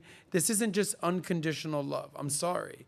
And the top of the list the man at least needs in his life from his woman is to feel respected. Hey, I appreciate what you're doing for me. I appreciate what you're doing for us. I respect you. I will not disrespect you. I don't need love, craving, affection. That's different. That's for us to shower you with. Just respect me and don't embarrass me as a man. And what you're doing with liking dudes' photos on a fucking Bumble app is the epitome of disrespect. And I ain't playing that game. Yeah, I agree. And Nick, we're rooting for you. Just know we're rooting for you here, right? Nat's rooting for you. I'm rooting for you. I think you can find what you're looking for, especially with everything that we've been talking about today. So let's get through these last few, and then we'll go to the next topic. We got about a half hour left. Yes, we have a half hour left, so let's zoom through these. We've got Jonathan L. Women are children that want a father. We must treat them as such. Take away the 19th Amendment. The real high-value man is the man that keeps the world running. Your podcast is a luxury. And we got Lord Commander back. Anything past 200K, no woman deserves. If you have a man making 400K, you are by the grace, not by effort. And then I have one here. Question for Nat. What's your ethnicity? Are you Belize or somewhere else? I see you, Uncle Luke. I remember you, Uncle Luke. I'm going to wait for you to ask me that. I'm going to act. But my ethnicity, I am Guyanese and I am Puerto Rican. Then we'll go through Jonathan L. Your message that men make 50K a year do not deserve a feminine woman is a bad message. Every man deserves a feminine woman. Well, gentlemen, you also need to make sure you uphold your end of the bargain as well, right? And then we have another one from Jonathan L. Your skills mean nothing when the economy collapses. It's the factory workers that make the world go round. Then I have one specifically. We'll actually go through this one. Oh, TRC 23, Manitoba, Winnipeg. I see you a lot. I appreciate you, man. I see you everywhere. Yeah. Every Soscast, you even commented on some other stuff. So we appreciate you. I see you out there. He said, let's fight for Nat. Let's fight for Nat. Okay, so we'll start with those super chats, and I'll go through the rest after. But I want to get through this next topic because I know you are a fan. I know many of you are fans of this gentleman. He does have a good credibility, and this is Mr. Tom Brady. Okay, so Tom Brady has a new girlfriend. So let's play this clip, and I want to get your take, Adam, on this. Oh, hell yeah.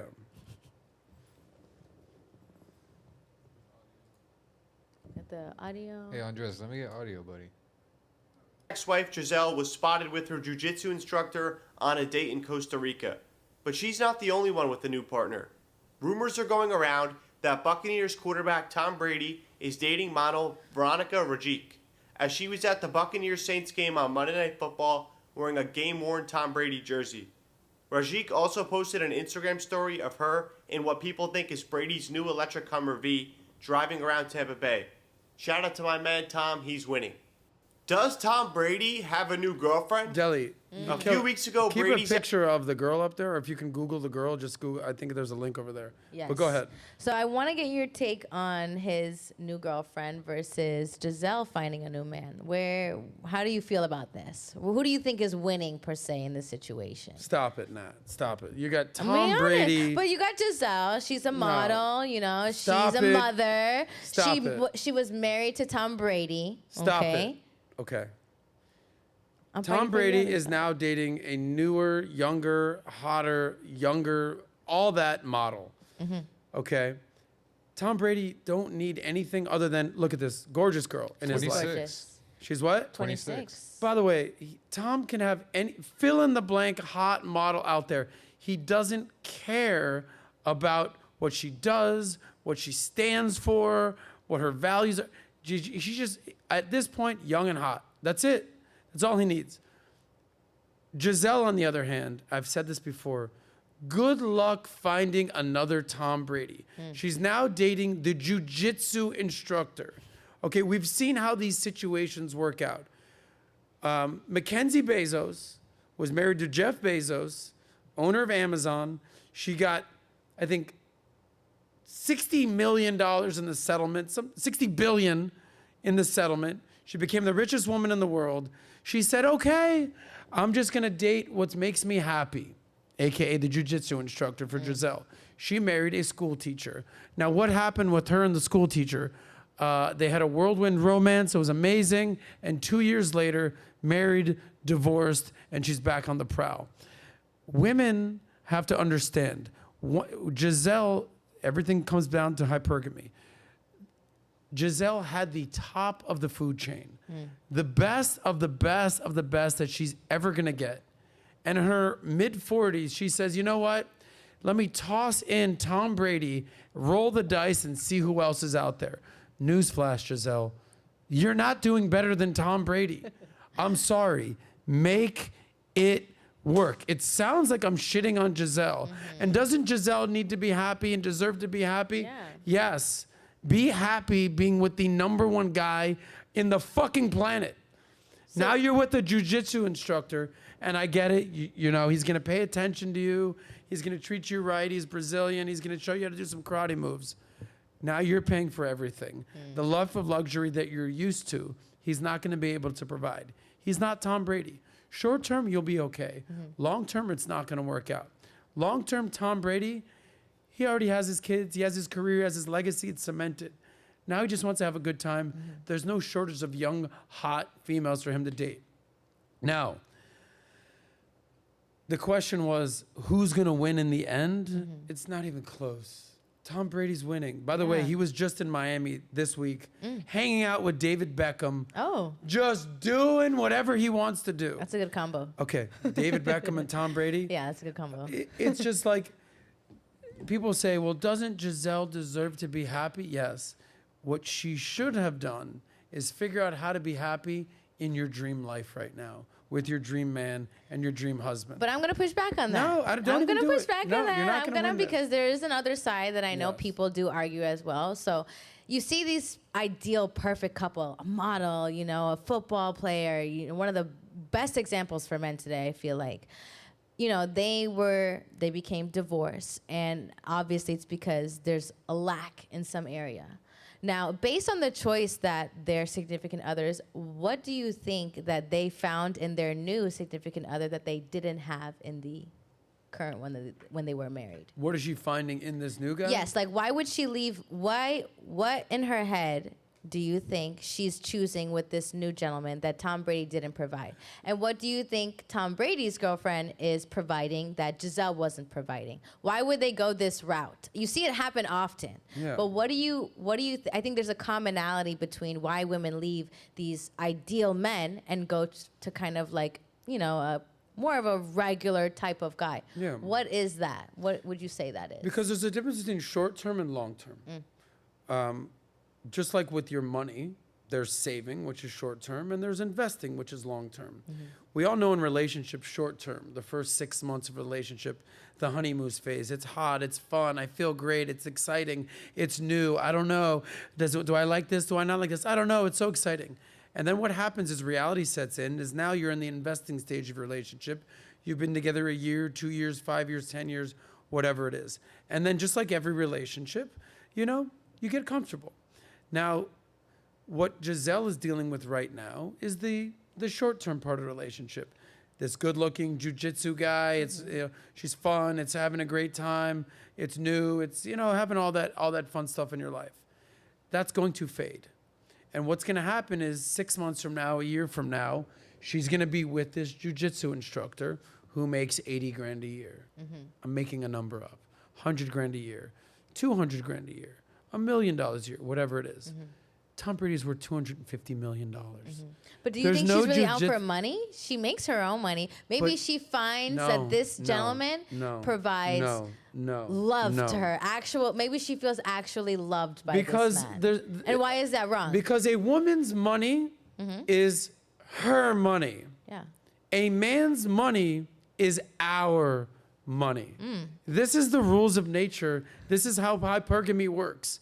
Okay, I don't know any woman who's like, I got you, baby. I'll pay for everything. Right. You just look good and just be my man. It doesn't work that way. Yeah. I'm sorry. Like, maybe you can name 5 relationships in the goddamn world that work like that. I can name you 8 billion that don't. So the reality is, she's going to be having a nice time short term with this Brazilian jiu-jitsu instructor, just like Jeff Bezos' ex-wife, Mackenzie Bezos, was having a nice time with the school teacher. Oh, yeah. But after a while, reality sets in, and you have way more money than this guy, and you're paying for all the trips, and you're paying for all the dinners, and you're paying for the vacations, and you're paying for the jewelry. And as a woman, you say, I want a man to do all this.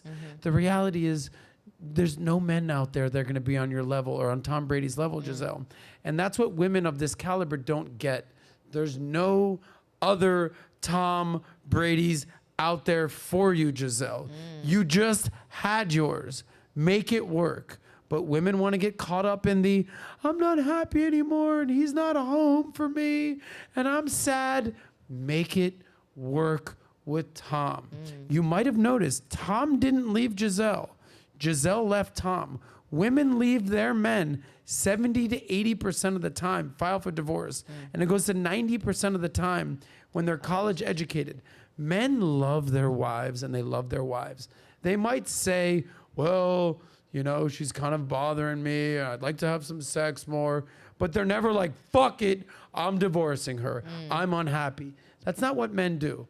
Men will grind it out. They'll go to work every day. They'll deal with the shit they don't want to deal with because they understand what it is to be a man. A woman will just wake up one day and be like, I'm unhappy. Tom's not home. It's time to file for divorce. I was having a conversation with a girl I know very well, let's just say recently, who's filing for divorce. Oh. And I had a conversation with her, a consultation, if you will. And she's like, and she's going to get some money in the divorce. Let's say she gets $1 million. Okay. I said, have you worked in the last decade? No, I haven't worked. Okay, so you're getting this divorce settlement, this alimony, this payment, and you're going to have $1 million. Congratulations. But you don't work. So this $1 million is going to have to last you your entire lifetime. Yeah. So I said, all right, $1 million for the next 20 years. Let's say your expenses are 50 grand. So that's 20 years of spending $50,000, assuming you have no other income. Got it. So let's say you need to make $50,000 a year now. So you have $2 million in your life. That gets you from, let's say, age 40 to 60. Now from 40 to 80, there's your life expectancy. I said, how are you going to make 50 grand a year? I don't know. I don't have a job. I've never worked. I said, all right. I said, you're going to have to get a job. You're going to have to work for a boss. You're going to have to do what he says, you know, much like we're doing with your husband. And you're going to have to get to work, and you're going to have to, you know, put in the work. You know what she says to me? She goes, yeah, I don't want to work. Wow. I'm not built for this. This is not what I want to do. Yeah. I don't like this. Yeah. I said, you probably should have thought of that before you filed for divorce. Yikes. But women, that's not how they operate. So, you know, we're going to see what happens with Gisele. Right. I know that Tom Brady's going to be just fine. Gisele, that's a different story. I'm not gonna lie. I think the whole Bezos situation was an eye opener for me. You know, she left him to go be with a school teacher, and maybe he was giving her the attention and the love and that type of thing that she wasn't receiving, and then she ended up leaving the teacher as well. Yeah. You know, so sometimes, you know, having that conversation and be able to breaking that down with your significant other can avoid situations like your friend. You know, sometimes women don't think about the long term because we can be so emotional sometimes. And listen, ladies, like, embrace that. Don't look at it as something that's hurting you. It's actually a benefit to you if you learn how to control it and you learn how to manage it. And your significant other also helps you with that as well, you know, because they're a little bit more on the stabilized for the emotions. Essentially, they should be, right? Let me tell you something about this concept of work. This concept of getting out there and putting in the work. This concept of waking up every single day and putting in the work and getting shit done. Men are built for this. I don't care if it's the guy that's taking out the trash, the guy that's doing the editing over here, the guy that's the plumber, the HVAC guy, whether it's the lawyer, whether it's the doctor. Men understand, wake up and get to work. Women aren't built for that necessarily, and that's fine. Women are built literally, biologically, to have kids. That's what women are built for. And that's fine. We need women being good mothers. Right. Now, what women need to make a conscious choice about is, how long do I want to work for? Do I want to constantly be working? And am I okay with the man doing all the work and me kind of being the one that stays home? And this concept of work is not a foreign concept to men. What women need to basically understand is, how long do I want to work for? Do I want to work for the rest of my life? And am I comfortable with a man doing all the work and me kind of having more the traditional feminine housewife role? Now, it's important to realize that is because look at the flip side. A man's going to keep working. We just give the example of the couple that's getting divorced. Whether he stays with his wife or he doesn't stay with his wife, he needs to stay working. The wife, on the other hand, she just exposed herself. She doesn't want to work. Yeah. She's not built to work, but she's unhappy and she's filing for divorce. So she has 3 different options. Figure it out and stay with your husband. Find a new man willing to pay for your shit, or get to work. And oftentimes, those are 3 options that a woman doesn't want to have to pick from. Yeah. And that's how some of these women, future might not be as bright. We'll see. We'll see. We'll see how that goes. But now, you know, after you get a divorce, you know, you do the whole marriage thing, you guys get rings, you know, the whole engagement and everything. And this is actually the perfect segue into our next topic because, you know, Tom Brady and Gisele, they did get a divorce. Now my question is the ring, right? Usually men spend a good amount of money on a ring, and I'm sure Tom Brady spent a good amount of money on his ring for Gisele and vice versa. But now my question is for the next story that I want to get your reaction to, which I'm very interested to talk about this one, is this Ben Simmons situation. If, Deli, you can pull this up.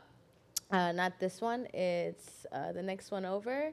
There, right? So Ben Simmons reportedly wants the $800,000 engagement ring back from his former fiancée, Maya Jama, okay? Now, my question is to you, Adam. What are the rules when you get engaged? Is the ring temporary? Is the ring like a holding place? If you guys decide not to go through with the marriage, do you keep the ring? Do you not keep the ring? What do you say the rules of getting engaged? Okay, so this dude just spent $800,000 lot of on an money. engagement ring. By That's the way, not even the dress. No, do you know the average guy spends, I believe, $6,000 on a ring? Okay. And I want to say that less than 10% of men will spend more than $10,000 on a ring. I actually want to think it's closer to 7%. So let's just start off with the fact that this dude, Ben Simmons, spending $800,000 on a ring is an absolute anomaly, okay? And an absolute ridiculous situation for a man to be in. Why would you spend that type of money? You must think it's gonna last forever, right? Well, how familiar are you with Ben Simmons? Ben Simmons is an NBA basketball player. His last relationship was with, drumroll please, Kendall Jenner. That's right. Before Devin Booker. That's right. Now, all you have to do is use this thing called Google and Google, how do Kardashian relationships work out for men? I think you already know the answer. How do the relationships work out for NBA players with Instagram models? Not too well.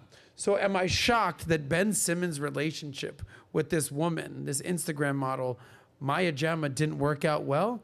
Not in the least. Am I shocked that spending $800,000 on a woman for an engagement ring after you've known her for a year didn't work out in your favor? Not shocking. By the way, if you know anything about this guy, Ben Simmons, mental issues and emotional issues, to say the least, okay? You're talking about a guy who got ran out of Philly, traded, couldn't like mentally take the fact that he was dealing with the drama in Philly, couldn't even play basketball for a year because he had an injury.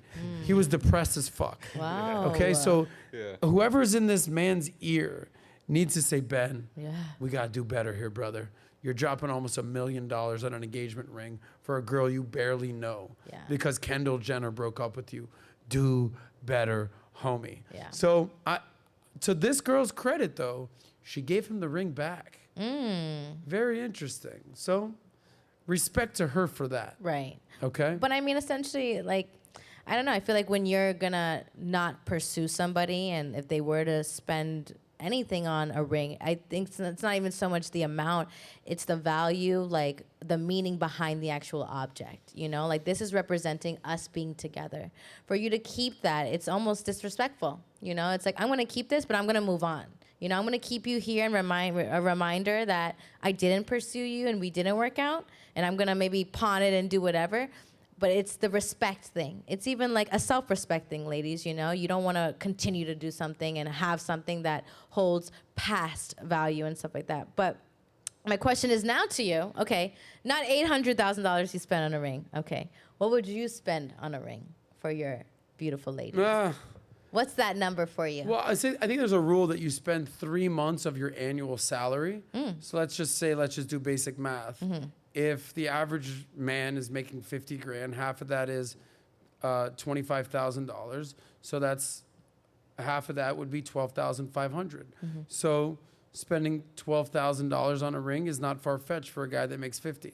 But we just established the fact that the average ring basically costs 6 grand. Yeah. So most people are cutting the number that they should be spending in half. Okay. But you're not average. I'm not average. No. I little words of wisdom here. I bought a ring for a girl. It cost me about 25 grand. Okay. At the time, this was 7 years ago when I was engaged. Didn't pull the trigger. Got the ring back. Market value for the ring tanked. I got the ring back. I was like, I don't need this engagement ring. Right. By the time that I get engaged or married again, I'm not going to give the girl the same ring I get. No, I'm out. Let me get done with this. I got back, I think, 12 grand. So less than half of what I spent on the ring. So cars, clothes, jewelry, you don't necessarily get your money back. So in this instance, I didn't get all my money back, but I do appreciate that the ex gave me the ring back. She's now happily married, happy for her. But these are the types of situations you have to have a conversation with your girl about. Is there a family heirloom? Is she comfortable taking a family heirloom? Is she comfortable wearing a ring that's, doesn't have the same image that all her friends have? I told you this before. The reason I spent so much on a ring was because all my friends' wives had fucking bling, bling, bling going on their ring. Yeah. And my girl was like, oh, getting advice from this girl. This is what you need. This is what you need. But listen, like we said, kind of with the wedding day versus an actual marriage. Right. The ring is kind of the unifier. It's the engagement thing. It signifies the marriage. That's what you put on the wedding. But it's also the ring that the woman is going to last, hopefully, the rest of her life. The ring is very important. You don't want to chimp out on the ring, but at the same time, I'd rather the girl have a dope ring and the wedding be kind of low key because the ring's on her every single day. Right. Versus basically kind of being cheap on the ring, but balling out on the wedding. Yeah. And the wedding's there, gone in 24, 48 hours. No, I'd rather and now she's got this shitty ring and being like, look okay, at this thing. motherfucker. But our wedding was great. But our wedding was great. Yeah. So these are types of things that you have to plan for in advance. So now my question to you is, when you have someone like Ben Simmons, spit some advice for my homeboy, when it comes to women falling in love with your eyes, what are your thoughts on rushing to marry a woman? He just got a relationship with Kendall, and then he found this girl, and he said, I'm going to marry her, and he spent all this money on this girl, and it didn't work out. So what advice would you give to men when it comes to rushing into marriage? Yeah, rushing. Number one, there's no rush. By the way, Deli, pull up this girl's image real quick. Maya Jama, is that her name? Okay. Let's take a look at this beautiful girl right there. So one of the things I always say with men, let's just take a look at her. Hit images, if you would. She's a television presenter. Okay, so she's a Instagram model, television girl. Scroll in on this a little bit. Okay, very attractive girl, by any standard. Good looking, brunette, sexy girl. It is so easy for a man to look at her and be like, I love her. I told you my friend about every time I take him out, he's like, oh, I fell in love again tonight. Oh my God, she's so hot, I'm in love. Yeah. We all have those types of friends. It is so easy for a man to fall in love with his eyes, to look at a woman and be like, I love her. They often say a man falls in love with his eyes, a woman falls in love with her ears. A man will look at a woman and be like, I love her. she's beautiful. A woman will hear what a man stands for, hear what a man says, hear what he has going on in his life, hear the vision that he'd like to create for their life, and then fall in love. But as a man, you have to understand it's difficult to do, but try your best not to be blinded by a woman's beauty, okay? A beauty will attract you to the woman, but her inner beauty is what should keep you there. I've said this all the time. I know, growing up in Miami, I know so many models in Miami who are gorgeous, very easy on the eyes. But once they start talking, expressing their beliefs and what they stand for and what they're looking for, it's very easy to be turned off. As a man, a woman might not initially be into you, but you might have some game. You might spit some game that you will make a woman fall in love with her ears. So as a man, for Ben Simmons, clearly he fell in love with his eyes. Yeah. He fell in love with this beautiful girl. But a guy like that can have any girl he wants. Be very choosy, especially when you're young. These guys, they're 24 years old, 22 years old, 28 years old, worth $100 million. Go slow, homie. Drive slow. Life is long. Don't just meet a hot chick and get wifed up engaged. Right. Next thing you know, you're begging for your $800,000 engagement ring back. Luckily for you, she gave it back. Yes. So just be very choosy and take your time as a man.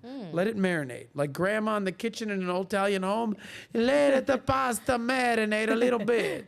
Yes, I love that. And I think that's really important. And I think also, someone who's been really pushing that and showing men that, there is no rush for marriage. And, this gentleman, he's actually going worldwide crazy. He's been, in the news, in social media, not in social media. And it kind of takes me to the next topic I want to talk to, and it's actually going to be the last one before I read the chats, is Mr. Tate. Ooh.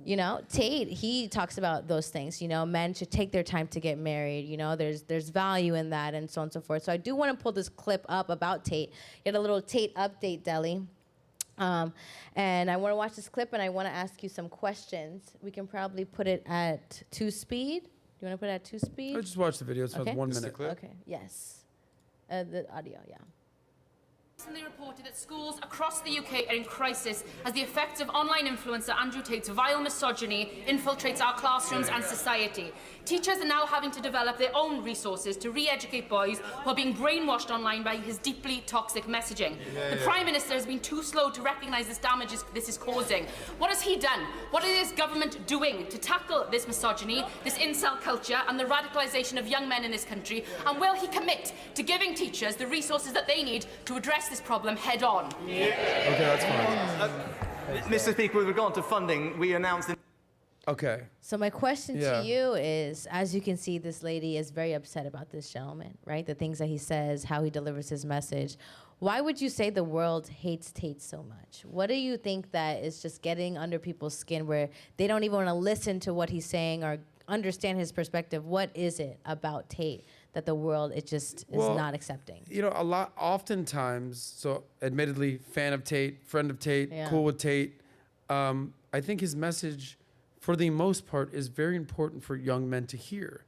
But if you listen to the long-term, the long-form content of Tate, it's very hard to disagree with what he's saying, because he's talking about taking accountability for your life, becoming a man of action, becoming a man of wisdom, becoming a man of power, putting in the work, and after a decade of putting in the work, you'll reap the benefits of what you sow. And I think that's the right message for men. Now, what people want to latch onto are a clip here, a clip there. In 60 seconds here, he said that, a high-value man should have his options with women. Okay, debatable.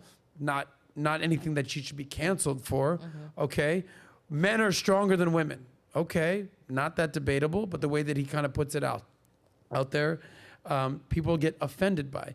What this lady is basically doing is saying that she does not believe in the First Amendment. I get that she's in the UK. She does not believe in freedom of expression. She does not believe in the free exchange of ideas.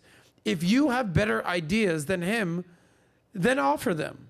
But to cancel someone and say, how can we protect our men, our young boys, from the toxic information that is being spouted out in social media, that is not your role of government, to cancel somebody and basically say, sorry, his message should be unheard from men and young boys, and they should not have the ability to hear what he has to say.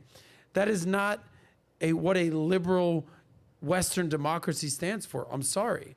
Okay, as you can see here, Tate and even Donald Trump are now being put back on Twitter, back on Facebook, back on Instagram. You can't just cancel somebody's message because you disagree with it. Do better. Give a better message. Combat what you believe is his wrong message with a better message. But your message of how can we cancel him and block our young men from listening to things they want to hear, what kind of mindset is that? So this cancel culture is very toxic. That is what I believe to be the most toxic element of society, not men preaching masculinity here. So I think it's back to your question about Tate. Listen, sex trafficking and human trafficking situation lawsuit aside, I can compartmentalize he has pending trial for that. I am a firm believer of innocent until proven guilty. Let's put that aside. But his message of taking accountability, not being depressed, getting your ass in the gym, putting in the work, fucking kicking ass, taking names, and then reaping the benefits of doing all that, that's what fucking life is about for a man, okay? I love the fact that he says, every man is born with a blank slate. Create yourself. I often say that in money world, everyone has like red light, yellow light, green light. Are you drowning in debt? Are you paycheck to paycheck? Have you had savings? Or are you now an investor? Red light, yellow light, green light. Same thing works for status as a man. As a 15-year-old kid, 18-year-old man, 22-year-old guy just graduated college, you're a fucking red light. You've done nothing in life, and that's okay. But your job is to get you to a yellow light, man who's made some money, created some name for himself, is working on himself, and get to a green light as a man. So hopefully by the time you're 30 or 40, you become a man of status. And that's what it comes down to. Nice. So these people in parliament or these big tech digital governments canceling Tate, okay, you may be able to cancel him, but you're not gonna be able to cancel the message of being a man and being an improved man who believes in personal responsibility and a positive attitude. And you can cancel him, you're not gonna cancel the message. So I fully fundamentally disagree with this assertion that this UK parliament member is just going to basically indoctrinate the youth by canceling somebody. Not gonna happen. Now, I love that you said that, but now my question is to you is, do you think the world and the government is trying to cancel him so much so that it's a way to keep men being a little bit weaker, keep men being in a place where they can be controlled? You know, if Tate didn't put his message out there and this whole, you know, red pill community didn't explode the way it did, do you think today with social media, you know, everything when it comes to the trans, the gays, and all those things that's being fed to us, do you think that people are trying to cancel someone like this so that weak men can rise and they can be more controlled by the government? What is your take on that? Yeah, look, I look at it this two ways. Yeah. What matters and what you can control. I can't control what the World Economic Forum's agenda is, or what governments want to do, or what type of shadowy dark figures want to basically feminize modern men. I have no fucking control over that. What I do have control over and what matters to me is my life and the people around me and what I do with myself, my friends, and my family and people that I work with. That's what I have control over. So if there's some figures out there that want to demasculinize men and feminize men and turn men into, you know, these woke, liberal, kind of like soy boys type of thing, more power to you. It is your job not to basically go down that path as a man and do you. So your initial question is like, what type of governments or what type of non-government organizations are basically trying to filter out men? I'm sure they exist, but it's your job as a man to be like, fuck you, middle finger to the quote unquote matrix, and just carve out your own life. One of the greatest things I love about America is individualism, okay, and rugged individualism. Here in America and in Western democracies, liberal democracies, you have the ability to do you. And no matter what people want to indoctrinate you with, You have the ability to say, that's not for me, and live and pick your own path in life. And I think that's ultimately what it comes down to, is you have the ability to choose. You have the ability to do what you want in your own life. Now, will you take that? That's on you. Love that. Now, I do want to ask you this last question, and then I'm going to do some chats, and we can tee up the Soscast today. I had one thing for you, though, but go ahead. Okay. No, you can go ahead. If No, you like. go. It was just, if you were to give a message to the guys out there who were you when you were in your 20s, in your 30s, in this world where men, weak men essentially are more common than they were back then, what would your advice or your message be to those gentlemen out there who are looking for somebody like a big brother, somebody like who can really get them straight? What would be a quick insert of advice to give to those gentlemen out there? Yeah, just be very mindful of who you're kicking it with. Be very mindful of who you're hanging with. Be very mindful of who's in your ear. Be very mindful of that, because we all go through high school. We have our friends, we have our cliques, we got people we're kicking it with. Then you go to college or you get into the working world and you're associating, collaborating with certain types of individuals. It's very important to always, stay true to who you are as a person. Like, I came from NMB, North Miami Beach. If I ever run into a homie from NMB, respect who we be, NMB. But that's my roots. That doesn't mean that's where the top of the tree is. Those are the roots. That's where I'm from. But I'm not just going to stick around and be like, hey, brother, we went to NMB together, NMB for life. It's like, no, that's a part of me. But I'm constantly trying to climb the tree and associate with people who are on another level. Luckily, I found that in PBD and in Valuetainment and the people I kind of hang with these days. But you have to be yearning for more. You have to be searching for more, and the people who want better things in their life. But don't forget who you came from. You can do both. I could kick it with my homies and watch a football game with the dudes who I've grown up with all my life. But just because I've grown up with you doesn't mean I need to end up with you. Okay? So I just came up with that right there. I love that. Like that. That's really good advice. So it's okay to cut people out of your life. And I don't mean like, sorry, bro, you're fired from my life. I don't mean it like that. But it's okay to be like, I love you, bro. I'll kick it with you. We can have a beer anytime, but we're not doing business. We're not going to be kicking it every single day. I'm not rolling with you every single week. I'm not trying to do business with you. There's a difference, and it's okay to understand that. And it's not your job to pull them up. It's themselves that need to level up their own game. But I say this all the time. I'm still best friends with all my friends from elementary school. I'm still best friends with all my best friends from middle school, high school, college. After college, I collect friends. I value friendships. I have good friends, but I only have a handful of guys that I hang out with on a daily, weekly basis. Those are the people who I want in my life continually. Everyone else, when I see you at birthdays, events, amazing, hug, respect, daps, but that doesn't necessarily mean who I'm going to be with every single day of my life. And it's okay to understand the difference. I love that. High five to that. Okay. That was a great advice. That was phenomenal advice. Thank you. Now, you said you had a question. I have one video. I know that we're running short on time. Yes. But you're the type of girl that likes to work out. Yes. Are you not? I do like to work out. I see you in the gym. Yes. I see you doing selfies in the gym. Got my selfies. I'm scrolling on Instagram. Okay. In the gym. In the gym. I'll be up in the gym. Yes. Working on my fitness. So I know you've been asking me questions today, but I want to get your take on something. Deli, I want you to pull this story up real quick. There's a woman that's going viral right now. She's in the gym. She's complaining that this dude is checking her out. Now, it seems like he was just making sure she was okay. Yeah. But we're going to let the audience be the judge of what this video signifies and see what's happening here. Right. So this is a TikTok video. Deli, I'll let you know when to cut it off, but let's see it.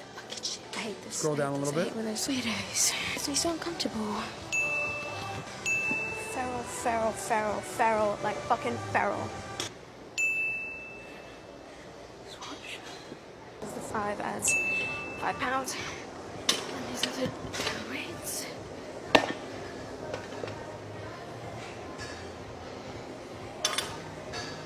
Excuse me? You don't have to do that. It's okay. No, it's okay. I got it. Thank you, though.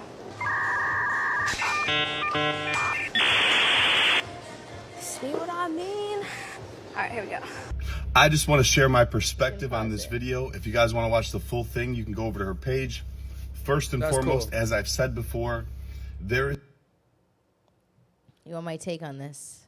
I mean, yeah. So you're up in the gym. Are you ever in situations like this where dudes are kind of eyeing you up and down? For And if sure. so, what are you wearing? What are you not wearing? For sure. How are you So- processing all this? If you want me to be honest, I may get some heat from the ladies, but you kind of had it coming, you know, when you, no offense, like as a woman, when you go to the gym and you pick your outfit that you want to wear to the gym. Yes, the outfit is for you. You look good. You want to feel good. I understand. But you know you are going to get eyes.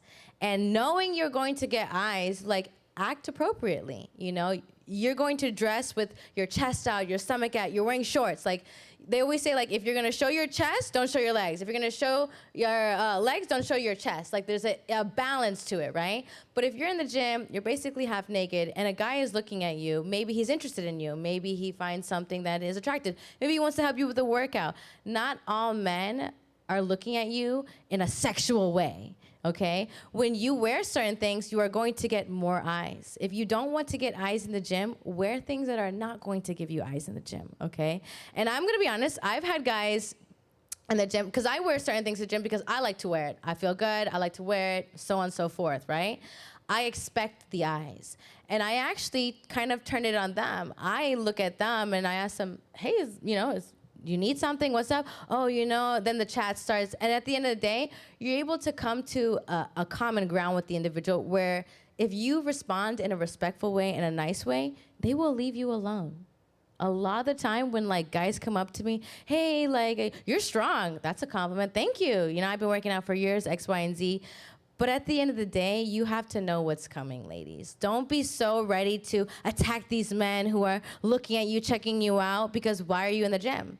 Right? You're in the gym to make yourself better, right? You're in the gym to, if you're with your man, you want your man to look at you better. Yes, babe, you look beautiful, so on and so forth. So ladies, my advice to you, and even gentlemen in the gym, first the ladies, expect that you're going to get eyes, even if you're covered, okay? A lot of the time, guys just look just to look. I look, and I'm a girl. I'll check a girl out just because it's like, you look great, you're working hard. And essentially, guys, if you do go up to a girl in the gym, I don't even think he was disrespectful when he went up to her. I would have been like, yeah, can you put the plate on? Any real gym girl knows the hardest thing is putting your weight on the bar, right? So if a guy comes up, do you want to help put the bar? Sure, I would say yes to that. And then I would ask, oh, where are you from? Quick conversation. And at the end of the day, instead of him staring for 30 minutes from afar, next time you go to the gym, hey man, what's up? From afar. Cool. Calm, cool, collected. He probably is gonna stare less. He's probably gonna find a new girl to stare at because he already knows you. He's like, oh, she's not interested. She's cool, she's pretty, but she's not feeling me. That's fine. But at the end of the day, there are gonna be men looking, and ladies, I wouldn't be so offended. Now, gentlemen, my last advice, and we can close it here. Don't be weird when you do it. Okay? Don't be weird when you do it. There is this guy actually at the gym that I go to right now. I don't know if he's a fan or what it is, but he will stop what he's doing and he will stare. And then he has this thing where he like walks back and forth like, and I watch him. I watch him do it. I watch him look at me, and he just stares at me. And it makes him feel awkward. It makes him stop looking at me. So it's almost like a nonverbal way of telling a guy, like, do you need something? Like, can I help you with something? Because at the end of the day, I need something. you need something. But as a woman, you get to determine how you want to navigate that. If you want to be disrespectful to a man is going to disrespect you back, okay? If you're like, you're disgusting, stop looking at me, he should be like, okay, well, you're rude, and you are not a lady, and you're actually very ugly. You deserve it. Because you're not being respectful to a man either. So just understand, ladies, be mindful what you're wearing. You're going to get eyes, and don't take that as a criticism. Take that as a compliment. If people are looking at you because there's something to look at, you're doing something right, okay? So that's my take on it. If you see me in the gym and you want to say something to me, even if it's hi, hello, what's up, you're strong, I like this, I don't like this, be careful, you may hurt your back. Like, you're better off to approach the girl, say what you want to say, and move on. It's gonna save you a lot of stress, a lot of eyes in the gym. That's my takeaway for there. Love that. Give me that last part again. It's better to say Say what you want to say. It's better to say what you want to say than to, I don't even remember what I said. Just keep fucking stalking the lady. Yeah, just you're better, back and you're better forth. off to say what you want to say than keep stalking her and making her feel uncomfortable. So that's my. You crushed that. I got no follow-ups. Sorry. Word to the wise out there. I had years in the gym of this. Yeah, you're in the gym doing your thing. Yes. Yeah, I will say that the one thing is, what I learned is, women know what they're doing when they're wearing these outfits. Yes. You're showing it all off. Yes. And when a guy looks, you're like, why would you look at me like that? Yes. Do you ever hear the Dave Chappelle skit when he talks about this? No. When he's like, yeah, you know, some of these girls, they look good. And I'm talking not the traditional, conventional sense of looking good. I'm talking like they got the titties out, they got the ass out. Like, she looks good in like a hoe sense type of thing. And, you know, the girl goes, excuse me, who are you looking at right here? Yeah. I'm not a whore. Stop treating me like a whore. And he's like, you're right. You're not a whore. Well, you're certainly wearing a whore's outfit. Right? And he's like, you got to understand how confusing that is as a man. Right. It'd be like me, Dave Chappelle, the comedian, dressed as a police officer, walking around the street, and you come running up to me being like, excuse me, Mr. Officer, please, I have a problem. And he goes, hold on. Why would you think that I'm a police officer? Just because I'm wearing this outfit does not make me a police officer. And it's like, just because you're wearing this whore's outfit doesn't make you a whore. Right. It's like, I agree, but that shit is confusing. Yes. And that's essentially the premise. If you're there working out, you get the big titties out, you got your abs, you don't want a guy to look. It's like, that is confusing as hell. Right. Should I just kind of mind my own business and not pretend that you're half naked and sexy as shit? Yeah. Okay, I'll go live in fantasy land too. Right. But you kind of know what you're doing. Absolutely. All right? Yes, absolutely. And if you know that you're wearing that and you're going to get those types of looks, maybe reconsider a different outfit. Yes. Okay. Or learn how to be approached by men like that, or correct men like that. That there's ways to avoid confrontation in the gym. That's like the last place you want to do that, especially because usually it's a place where people want to decompress. They want to have peace. So to go to a gym and then you're like bickering with a stranger, like what's the point of even going to the gym at that point? Pump it out. Yes. All right. So last thing I want to do is read the super chats. I'm gonna do the $10 and up because we are a little bit short on time, and then we'll tee it up. Give your last takeaway. First one I want to go through is by Jake Bushy. Why do many entrepreneurs say college is a scam and then only hire people with degrees? I'm thinking Jedediah Elon, tips on LinkedIn networks, no degree. Adam, I know coding and only some colleges. So the question is what? Why do entrepreneurs think tips that on why do entrepreneurs say college is a scam even though they hire people with degrees? I'm going to be honest. I feel like today you can definitely, maybe this isn't a good idea. I think today you can definitely like make your resume look presentable without certain credibilities and go into that interview with an advantage. Like a lot of people will put in their resume and they're like, I don't know why I didn't get the job. And they didn't even go in to introduce themselves. Like I've never sent a resume and I would send a resume and I would go on the day after. Hey, my name is Natalya. I sent a resume yesterday. I wanted to see if the manager was here. Bam, I'm hired. Instantly. So a lot of the time you think like, oh, my paper, it says I'm qualified, but I'm not. And if you show initiative that you want this position and you'll work for this position and you show that to them there, you have an advantage of the guy who does have a degree, in my opinion.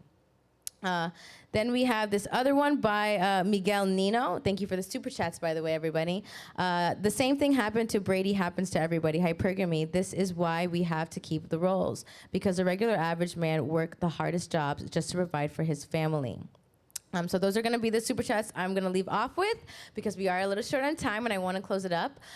So, Sauce, I do what you do at the end of the show. Yeah. Give me your takeaway. What is a big takeaway for you from the Nat takeover of the Soscast today? What was Well, the I takeaway think for you? what I've learned is what a great little hostess you are. I learned from the best, my guy. Okay, so I think every once in a while, you know, we do our panel shows. Mm-hmm. We've done interviews. We've done interviews recently with Rich Cooper, with Alpha M, Sadia, Marnie Wingirl. We've done some Zooms. We've had Friday shows. We had Pearl. We had Sneeko. We've done a whole bunch of different stuff. Destiny, Justin Wall, everyone that's been here. But sometimes just, You know how on PBD Podcast there's the home team? Yes. This is our home team. Yes, this is our home team. Okay, and we're doing great, and we appreciate you guys being there. And we got Delhi on the ones and twos, part of the home team. Yes. Look at that gentleman right Delhi. there. Ladies, he's single, so yes, and he's ready to mingle. We appreciate that. But this has been a great show. I thought that this was your best show you've ever done. Really? I thought you crushed it. Thank you. I thought you had a lot of energy. Thank you. You know, I'm a little tired right now, but that's on me. But it's my job to That's why to we're get a here. team. That's why we're a team. Yes. You You know, needed that little late night in this morning. Yeah, you slapped me out. But I appreciate you. Yes. I'm learning how to talk better to the women in my life. Yes. That'll The get men you in my far. life, I'm going to keep talking to you the same way. Women in my life, we're going to get better with that. But I appreciate you co-hosting the show today. Yes. I appreciate you guys all being with us today. Yes. If you haven't subscribed to Valuetainment Money, Do it please do. now. There If you have it not is. subscribed to the new Soscast channel, where we're going to have a lot of clips, our racier clips going to kind of be on that channel. Go ahead and give us a sub there. And like the video so we can get this message that of being a better man out there to more men who need to hear this in their life. Yes. I'll give you the last word since Oh. you've dominated the show. Thank you, thank you, thank you. I don't like the word dominant. They may call me a feminist. But thank you guys so much for tuning in today. We really appreciate it. I love doing Friday shows with you, Adam, because I feel like you really get a chance to provide that value to the gentlemen out there. You know, sometimes when we do the panels, we get a lot of different perspectives, and that's great. But I think Fridays is where you really even get to give the audience something that they don't get. And I think you learn while doing that as well. I think Okay. these things make you even a better man, a better mentor for the gentleman out there. So I'm super grateful to be on the show with you. Thanks for giving me the mic today to kind of interview you today. You dominated. But I appreciate it, and I'm super excited for what's ahead. So make sure you guys subscribe to this channel, Soscast channel, Valuetainment in general, PBD Podcast. There's a lot of exciting things coming when it comes to Valuetainment, okay? So don't sleep on us, all right? If you're sleeping, it's time to wake up. Happy Friday, guys. Stay safe, and we will see you next week on the Soscast. Killed it. Natalya. Nice. By far and away your best show. Nice. You dominated.